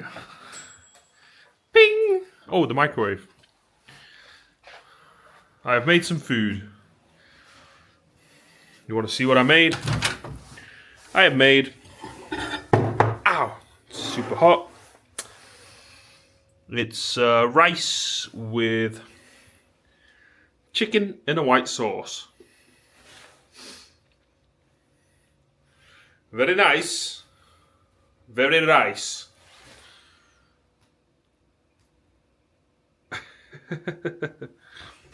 Hey, if you're not weird, then you're weird. Okay.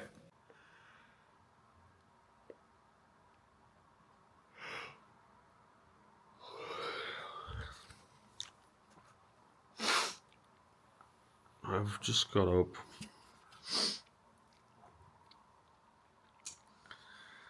I don't know what time I went to bed.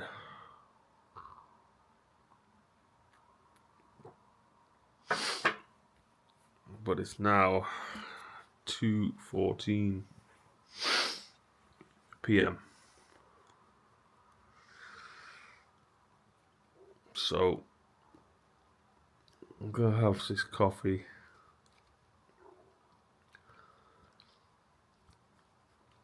And then figure out what it is I'm going to do today.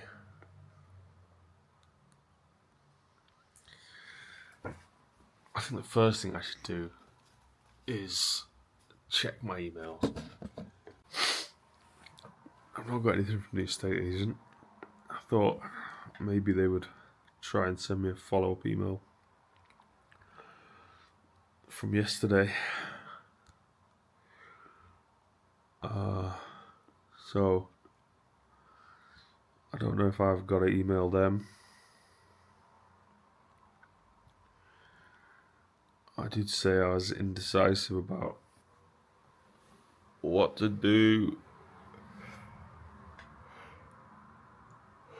And I did say that I would go to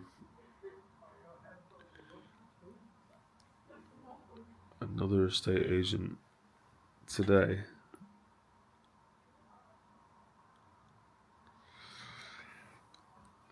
which I could do.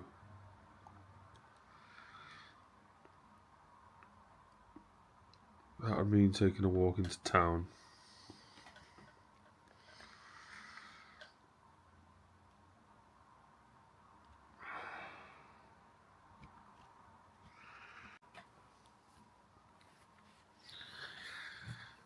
I don't like taking a walk into town a lot of the time.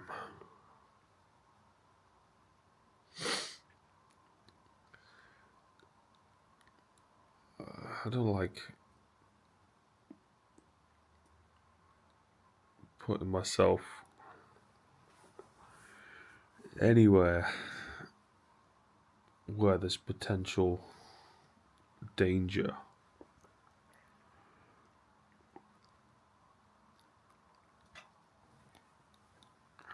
And sometimes when I picture going into town,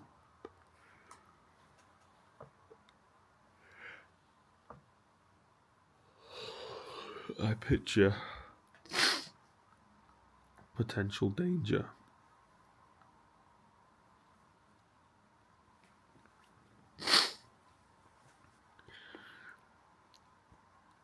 I don't know if I've got any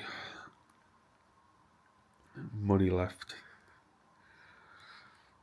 I probably have got some left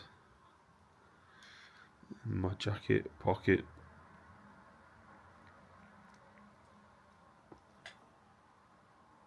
I'd have to check it to see how much is in there.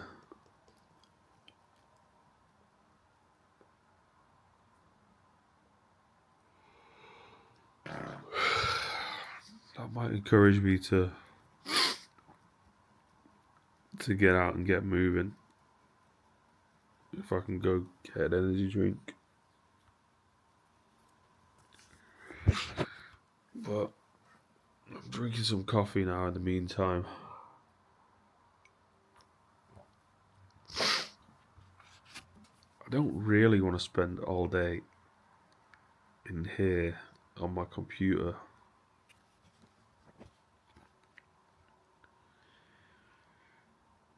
But then I don't really want to go out. So it's like stuck between a rock and a hard place. I don't really want to get on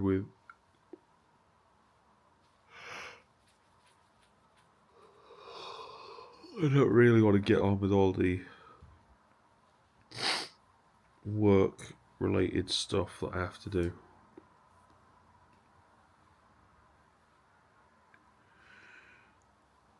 But I would like the results of that.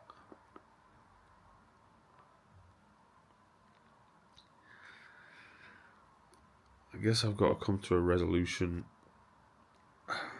mentally before I decide what it is I'm going to do.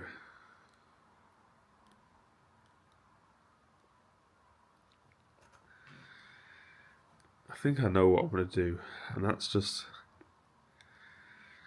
take one step at a time. Don't rush anything.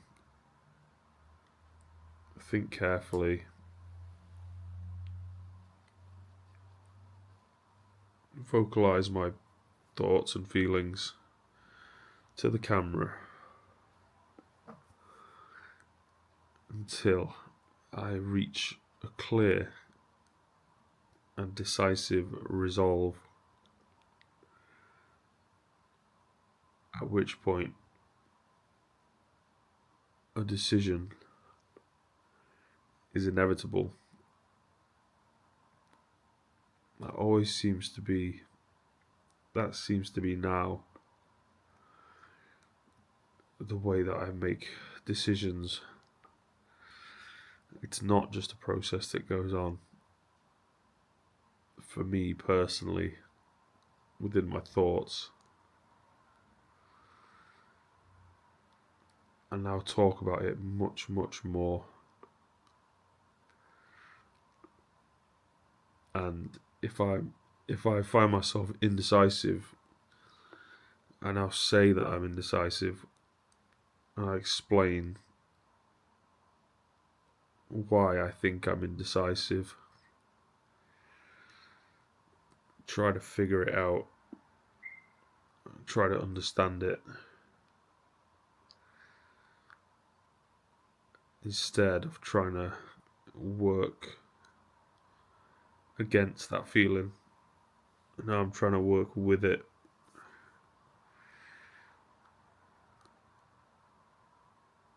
I actually think there's a lot of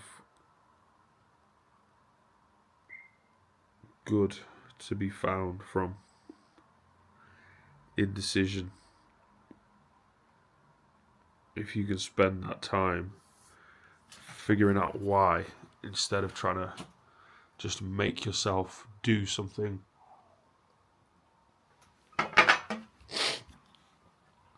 I think that was like a big turning point I've come to recently, is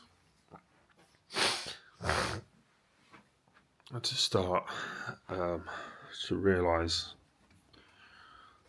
I don't like the idea of trying to make myself do anything at all if I don't want to.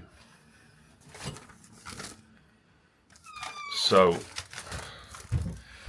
what I do instead now is accept it, try to work with it, and try to see where that indecision will take me to. Because then I think I'm seeing the value in it. I think that's kind of interesting itself. If you decide that you're going to allow yourself to be indecisive, that is quite decisive, actually. I actually don't think I am indecisive. It's quite indecisive of me to change my mind and say, I'm not indecisive after I've just been talking about how I'm indecisive. So that kind of proves the fact that I actually am indecisive. But now I'm going to say, I actually don't think I am indecisive. I think I just don't want to do things that I don't feel like doing. And I think it's decisive also to say what you don't want to do. It's not just decisive to say what you do want to do, because you're just being decisive either way. You're deciding to say yes to doing something, whether that's mentally or out loud. You're deciding to say no to doing something, whether that's mentally or out loud. So when I say I'm being indecisive because I can't decide what it is that I'm going to do, that's me thinking, okay, well, I either have to do this or that, and thinking that's true, which obviously that isn't true. You never only have these two options of this or that. You also have the option to do neither of those. You also have the option to do both of those, not at the same time, but one after the other. And then you can decide which one you're going to do in which order. So I actually just figured out that it's all decisions. It's just decisions as to whether you do something or whether you don't do something. And deciding that you're not going to do something isn't indecision. It's a decision to not do something yet. And the other thing is, you don't have to decide to do anything actually at all. A lot of what you do, a lot of what I do, there's no real decision involved. Decision is all just a thought of something. When you do something when you're not thinking, that's what most of what I do is I have to come to that place of all the thoughts of the possibilities going away before I can do anything. Because I find thinking about all the possibilities of what I could possibly do, I find that quite overwhelming, and that leaves me with like the analysis paralysis, where there's too many options. So what do I end up doing? Do nothing. But it's not that I do nothing. Now, all it means is that I turn to this camera and I start talking about whatever it is I'm thinking, whatever it is I'm feeling. So I already made that decision ages ago that I'm going to do this daily video, and now this is my number one priority. So everything else sort of takes second place to this video. And I really think this is the key for me to get through every other decision I've got to make, is that I really need to do more and more thinking out loud, and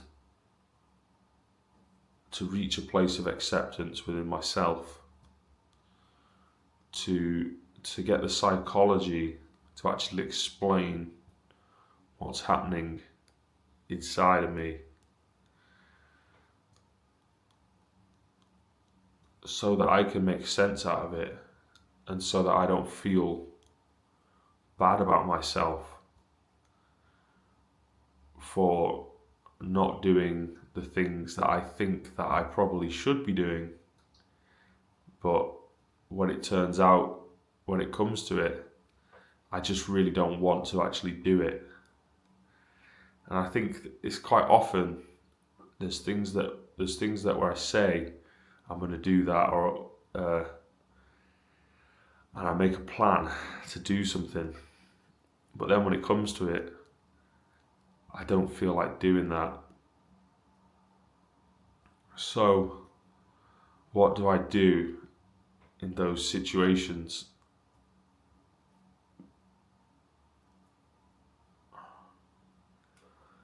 I guess I have to remind myself, like I always do, I always will have the ability to change my mind. Meaning, if I say I want to do something the day before, and then it comes to the next day, and I don't feel like it, I can always say,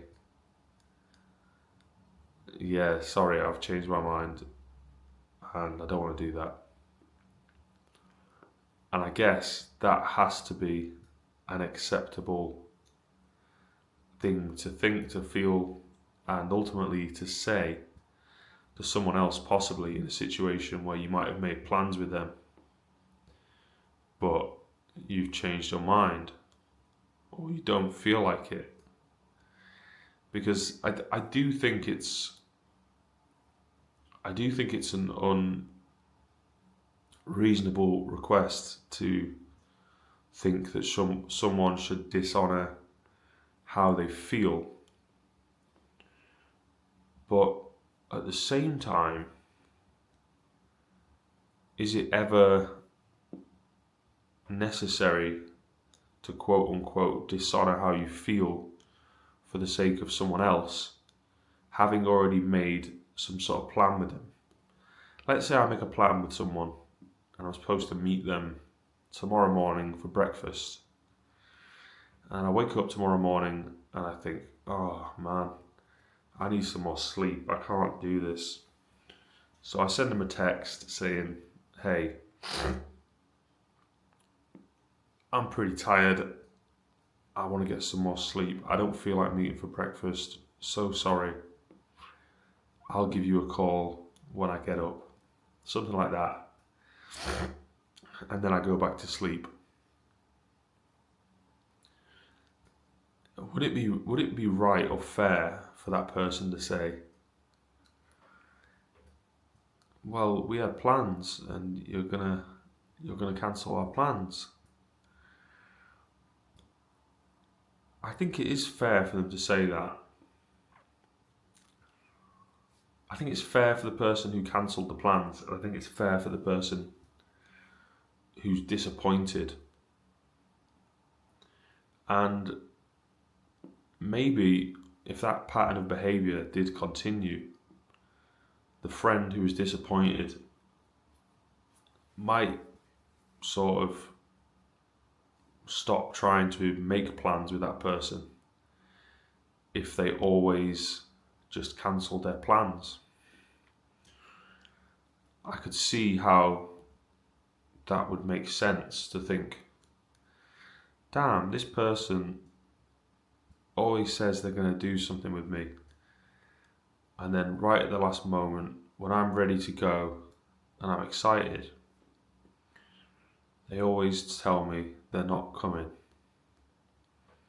That obviously is disappointing, and I can understand that side of it. So I think it might just be about phases, and about the times and the changes in relationship. There's probably a side to everyone where they're the one who's cancelling the plans, and then there's another side when you're the person who's having the plans cancelled, and maybe they're both okay. If the people are just both generally understanding of what all of that which I've just explained, then it's all okay, really. Like, there's no grudges being held. But it's hard for me sometimes not to still have a bit of like a mental like tally that's like a checkboard where you're just ticking off, here's all the times that we arranged to do something, and then you change your mind or whatever. Which maybe I shouldn't be doing that. Maybe I shouldn't be holding it against anybody. And I think it's a bit hypocritical for me to think like that. Also knowing that there's definitely times when I've been the guy who's making plans and then changing his mind.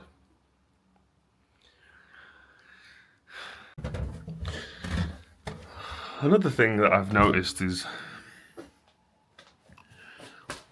I do like talking to the camera because it's a way for me to figure out what I'm thinking.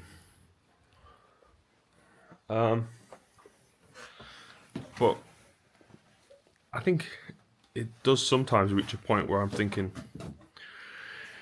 you know what, I'm just talking and I'm asking a lot of questions, but I'm not really getting any answers of like, what do other people think?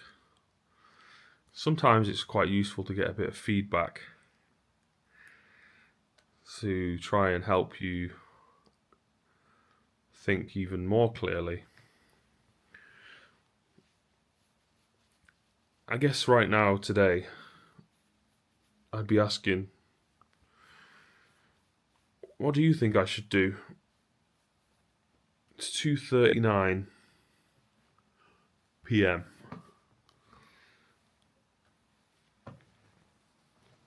I've pretty much just got up, had a coffee,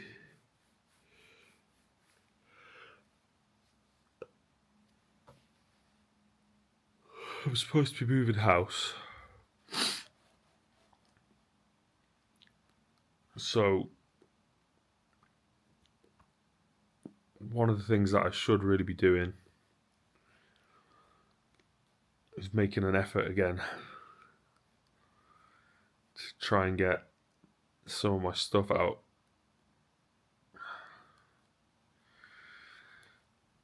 I think that's what I really need to do, probably before 5 o'clock. Like, it's coming up to 3 now. And that's me thinking, I better get on with it. I should probably go to the furniture shop, which is a charity shop where they take donations of items. I better go ask them if they want any furniture and then see if they'll come round to pick it up. I could try and organise that. Then I think I should go into town, go to different estate agents, and then talk to them about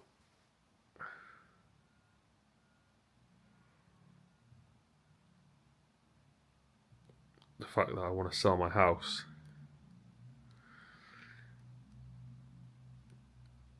And see what they have to say.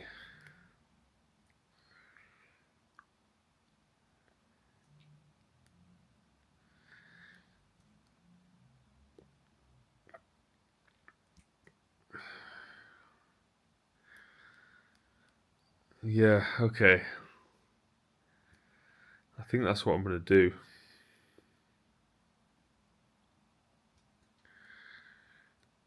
So, better get my arse in gear then. I need some socks, a hat, a jacket, put my shoes on. And then get going.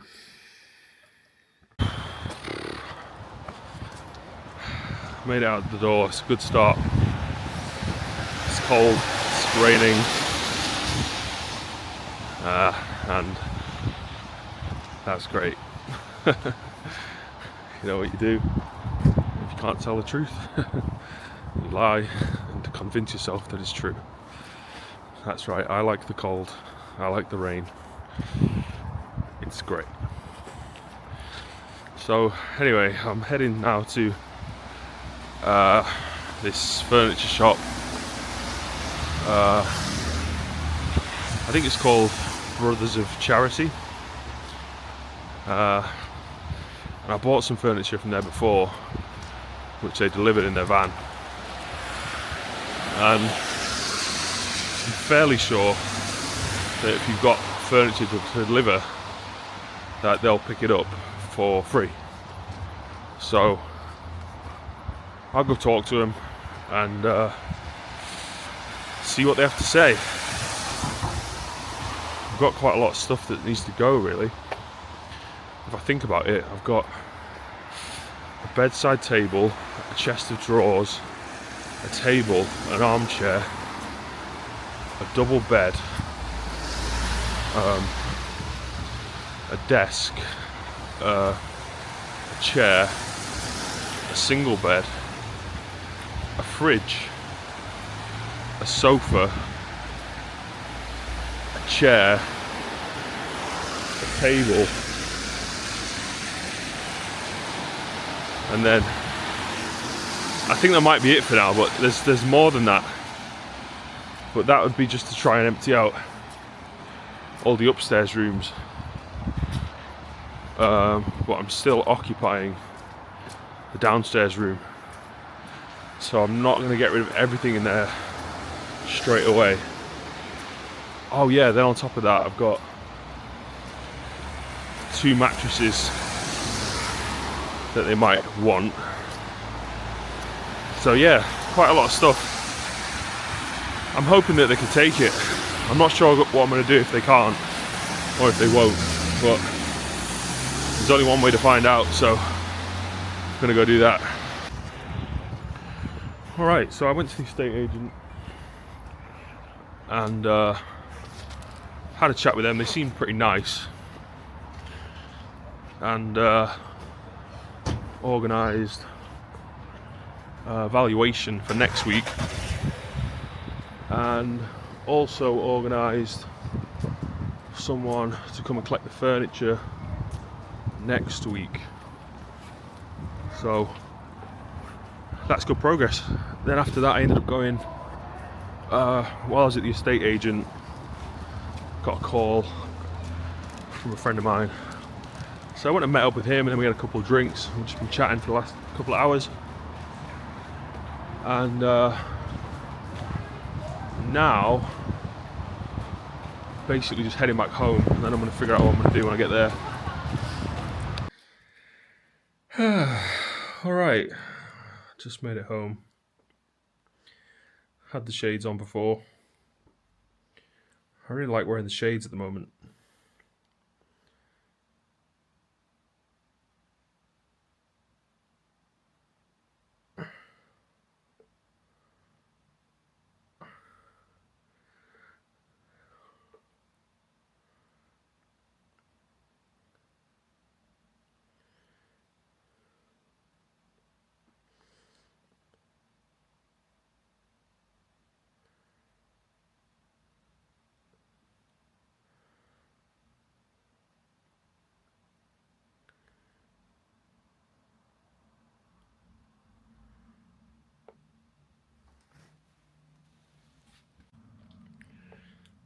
So everything's sorted now, on the grand scale.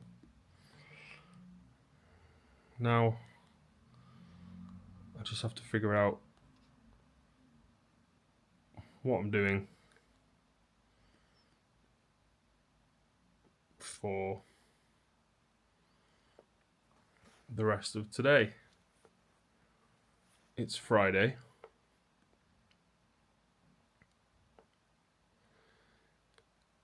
I've not really got anything going on now until Monday, apart from possibly the sale of one bed. But I'm not sure as to whether that person wants it. So I better have a look at that. Okay, I've just been sending some emails, and I've sent one through to Bridgeford's. To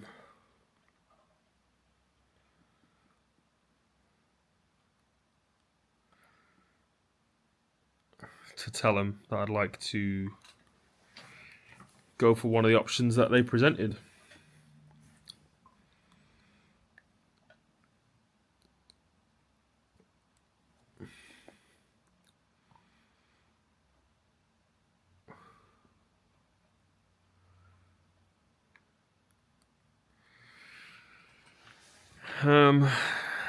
Now, I'm not quite sure what I'm going to do. I feel like getting more stuff done. I'm not quite sure exactly what I should do.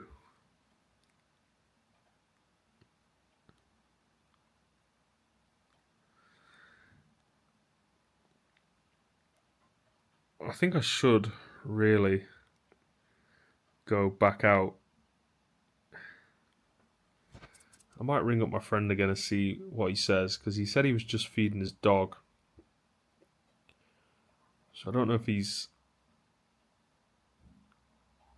wanting to go back out again now. I'll give him a ring. Hope he doesn't think that I'm bothering him too much, because I've just left him. But see what he says.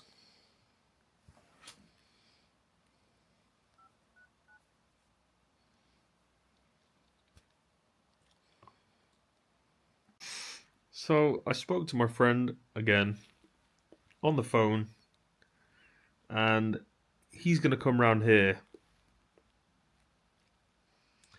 I think he's going to take some skateboards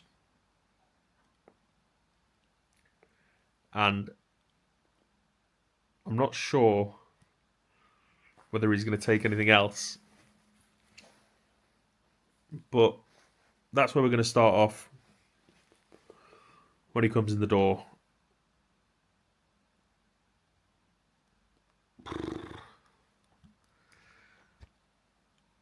Apart from that, just thinking about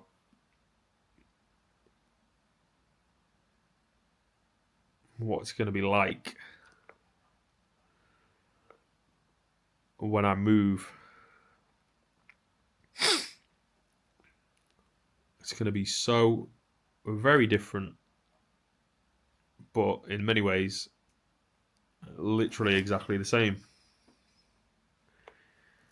But it's the different part that I'm focusing on. And I'm really looking forward to it.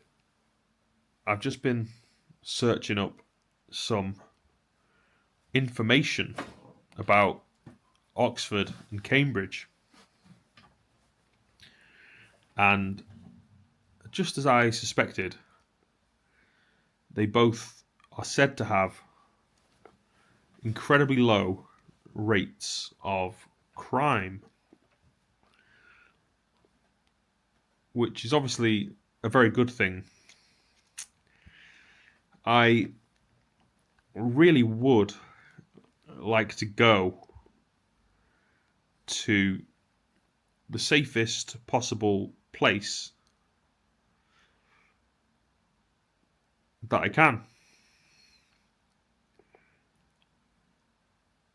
And just to see what life is like in a place like that.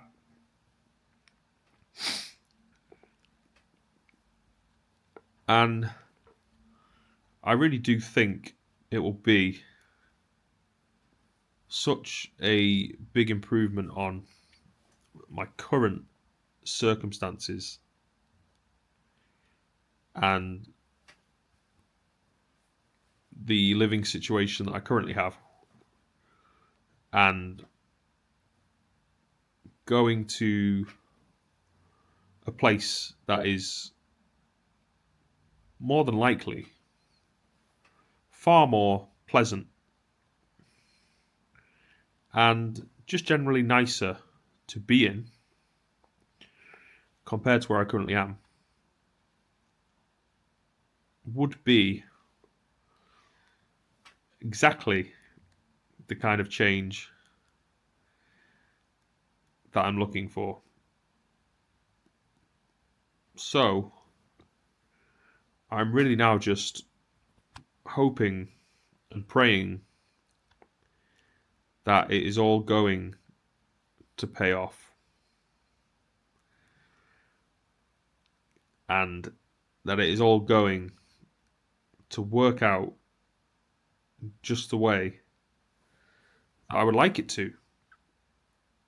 I do have the fear that it won't work out exactly the way I'd like to, and that it's not going to be as great as I think it will.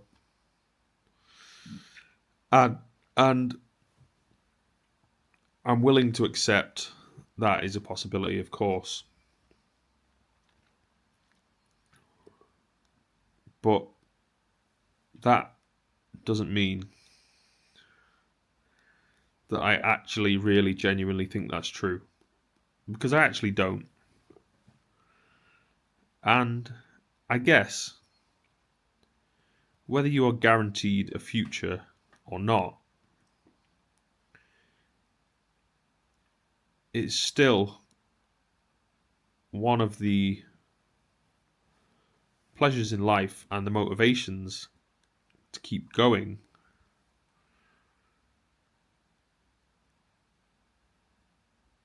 to make plans for what it is you really want to do in the future and how you feel about it, and that to cultivate that constant excitement means to make yourself happy instead of what you are right now, which probably kind of looks like happy, but is not quite exactly that. You know what I mean? So right now, I am relatively happy, but I have to say, a lot of that is not because of anything that has been previously, like, quote unquote, the current situation, but what is now the quote unquote current situation, which is me just focusing on my move. That's all I'm doing now, is I'm focusing on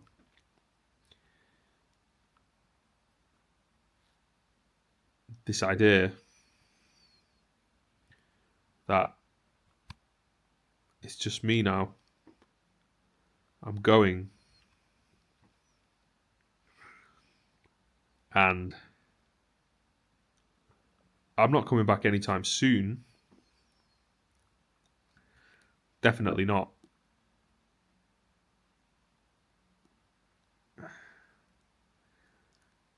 But I'm getting away from the everyday repetition and going towards something completely different, with the knowledge that I will be happy. I was just on Facebook Marketplace looking at my adverts, and then an advert popped up saying I can buy some cannabis. And then I found this website, Bud Bros, and it's got a picture of some weed, and it seems like you can buy it, and it's in pounds and pence. So I guess it's in the UK.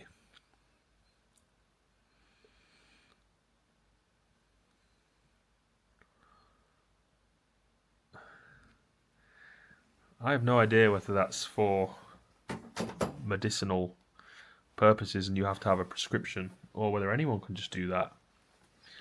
But as far as I know, cannabis is not legalized.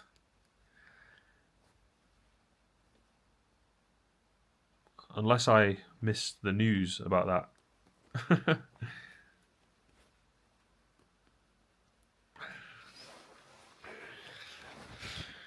So, anyway, Lewis is going to be round here very soon, I'd imagine. So, I'm expecting a knock at the door. And then I guess we're gonna do whatever we're gonna do. I kind of feel like I'm just playing out time now between now and when the house is like officially sold and I'm out. And that's like the exciting time now. But I have to keep bringing myself back to just what's happening in the present moment and not get too caught up in all the thoughts of the exciting future that's ahead. Because there's still plenty of other conversations to be had in the time between now and then.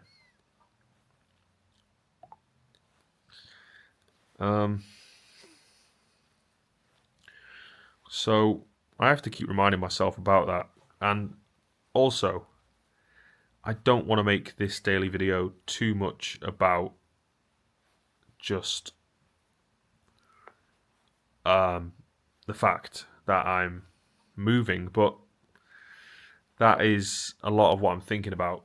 I mean, it hasn't been totally that, because like this video started today with me messing about doing crimps like the Mighty Boosh, just making them up. Trying my hand at rap and being a bit shit at it. Oh, here he is.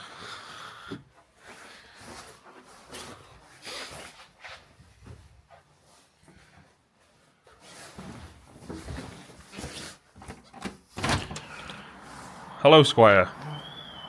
Did I catch you in the act? Caught me in the act of vlogging. That's 12 years in jail. It's not.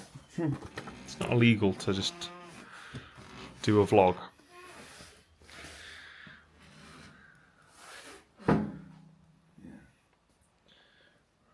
What are we going to do, Lewis? I'm gonna do a vlog. We are going to do a vlog. But what are we going to do now? Oh, we're gonna regret all our life choices. Next, Is that something you do? Regret life choices? the rest of my life, yeah. Huh. I see that as a bit of a waste of time, regretting things. Because it's not going to change just because you regret it, is it? It's what you did. It's what you didn't do that you regret the most. Yeah, and then like that motivates you to like go ahead and do that in the future because you're like, oh man, I should have got approached that like beautiful girl and or woman or whatever and been like, hey, what's your name or whatever. Like, you know, like you think about like the one that got away. I'm like, oh man, she was so beautiful, and I wish I'd just had the balls to talk to her. Yeah. That's the kind of thing you regret, and Yeah, then exactly. You regret not doing things, yeah. and then you think, oh man, in the future when I see the potential love of my life, I'm not gonna just go, oh, I don't know what to say, and then walk away.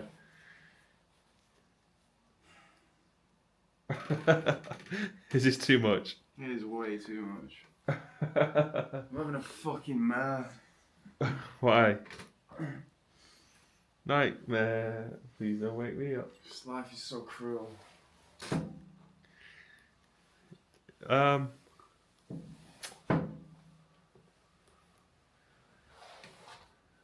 Is that how it feels? It feels like life is cruel.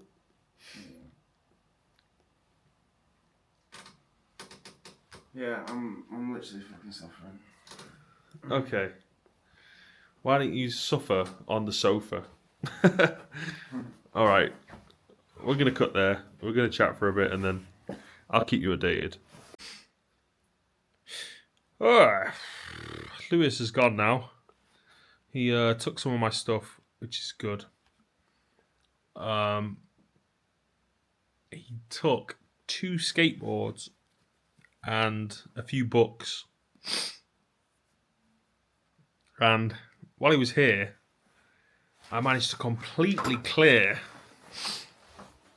this shelving unit right here, which, as you can see now, is completely empty. So I'm very glad about that. I am now going to clean that up, and then I'm going to stick it on Gumtree. Not Gumtree, Facebook Marketplace. See if I can get it sold. But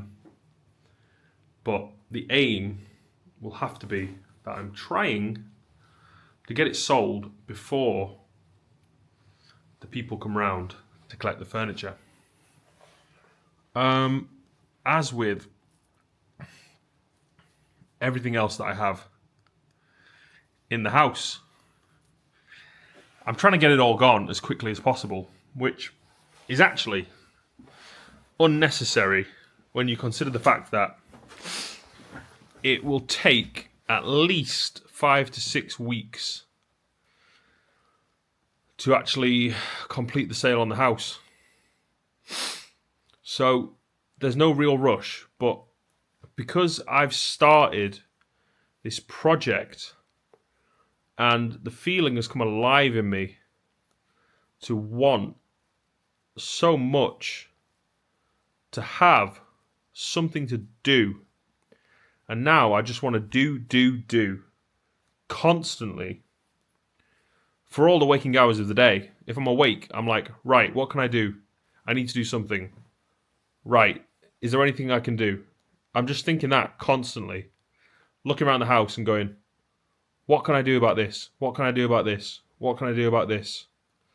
What can I do? How can I make this better? How can I fix this problem? How can I sort this out? What can I do? I'm just thinking that constantly. I'm thinking that so much that I'm now just super productive. And you can call that manic, but it's just not manic. It's just, I'm a manic depressive in the sense that when I'm asleep, I'm depressed. Well, actually, hang on a sec. No, when I'm asleep, I'm not depressed at all. That's not true. I enjoy my sleep very much, but that's my rest time. But I do want to make the time that I am awake as productive as possible. And right now, because I'm so focused on leaving this particular area and going off somewhere else, that means that all I'm doing now is anything I can in the house, which is getting rid of something that I don't need. And yes, basically, the best possible option for me is if I can shift something and I can make money by having shifted that piece of furniture or item, whatever it is. Of course, that's the ideal. It would, of course, be much better to get money for it. But because I'm so focused on doing it quickly, if I'm not doing it quickly, that means I'm not being productive enough. And so making money in that respect takes a lesser priority to just getting the job done. Once everything's gone and the house is absolutely 100% completely empty apart from all the necessary items that I definitely want to keep, then I'll stop and I'll think. And then I'll figure out, what am I going to do now? But until that moment comes, I am absolutely 100% totally focused in on just clearing this house, emptying it out. And that means I've got to rifle through every single thing in this property and decide 3 options. Am I going to try and sell this? Option number 1. Am I going to try and sell this and make some money? Option number 2. Option number 2. Am I going to give it away to charity? Or option number 3. Am I just going to chuck this away, bin it, get rid of it? Those are the 3 options. So right now, like I said before, everything's got to go. No exceptions. Every single thing, without exception, has got to go. Apart from the very basic necessities that I need, which is condensed down into one backpack. That's all I'm keeping. And then I'm off, and then I'm going. Next place, next place, next place.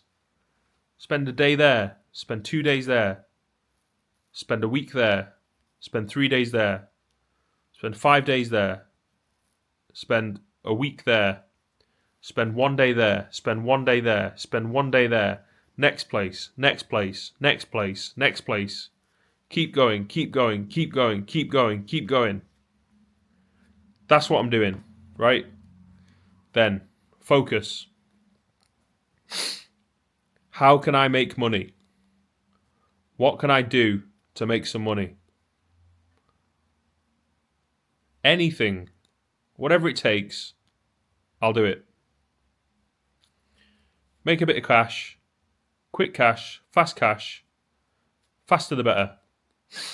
Keep moving, don't stop, can't stop, keep going, keep going, keep going, keep going, keep going, keep going, keep going, keep going. This is the future that's ahead of me. Keep going, keep going. Don't stop. Right. So that's going to be me. And then it's going to be hotel room, book, YouTube video. Every single day, without fail, I will produce one singular YouTube video that will be uploaded to the James Atkinson YouTube channel. You will see that every single day, without fail. Jake Paul style. It's every day, bro. That's what I'm doing, right? No stopping. No quitting. Change inside and out. That's it. Life completed. Carry on. Keep exploring. Every single day. Something new. Something new. Something new. Interesting place. Interesting person. Another one. Another one. Another one.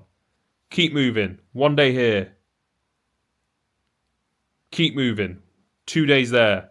Keep moving. This pattern will just continue on and on and on and on and on. And I won't stop. I won't stop.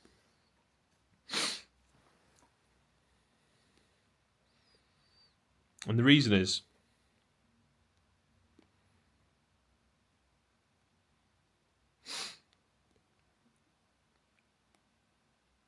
I want to feel good.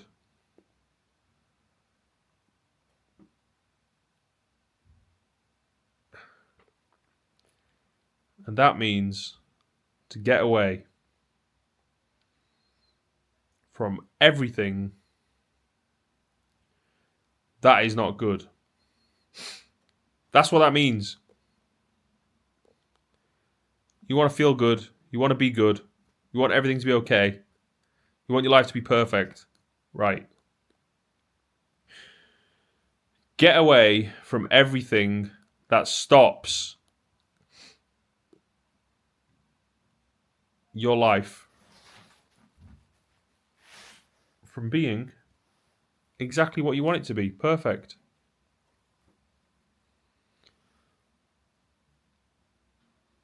Why would you possibly want to do anything else other than exactly what you want to do in every single moment of every single day, from the beginning to the end?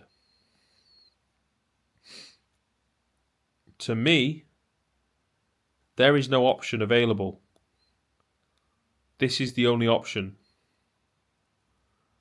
There is no choice. There is no decision. There is no other idea. I have an entirely 100% completely single-focused mind that is absorbed without question in the discovery of what it is that in every moment gives me the highest exponential reward. End of sentence. I just had a good phone call with my mother, and I sorted out some of the stuff from upstairs. That's good. Now I'm watching the comedy show with Jack Whitehall called Bad Education. But I have got to get on with editing this video for today. So I'm going to say goodbye. Thanks for watching. Appreciate you. See you again tomorrow for the next one.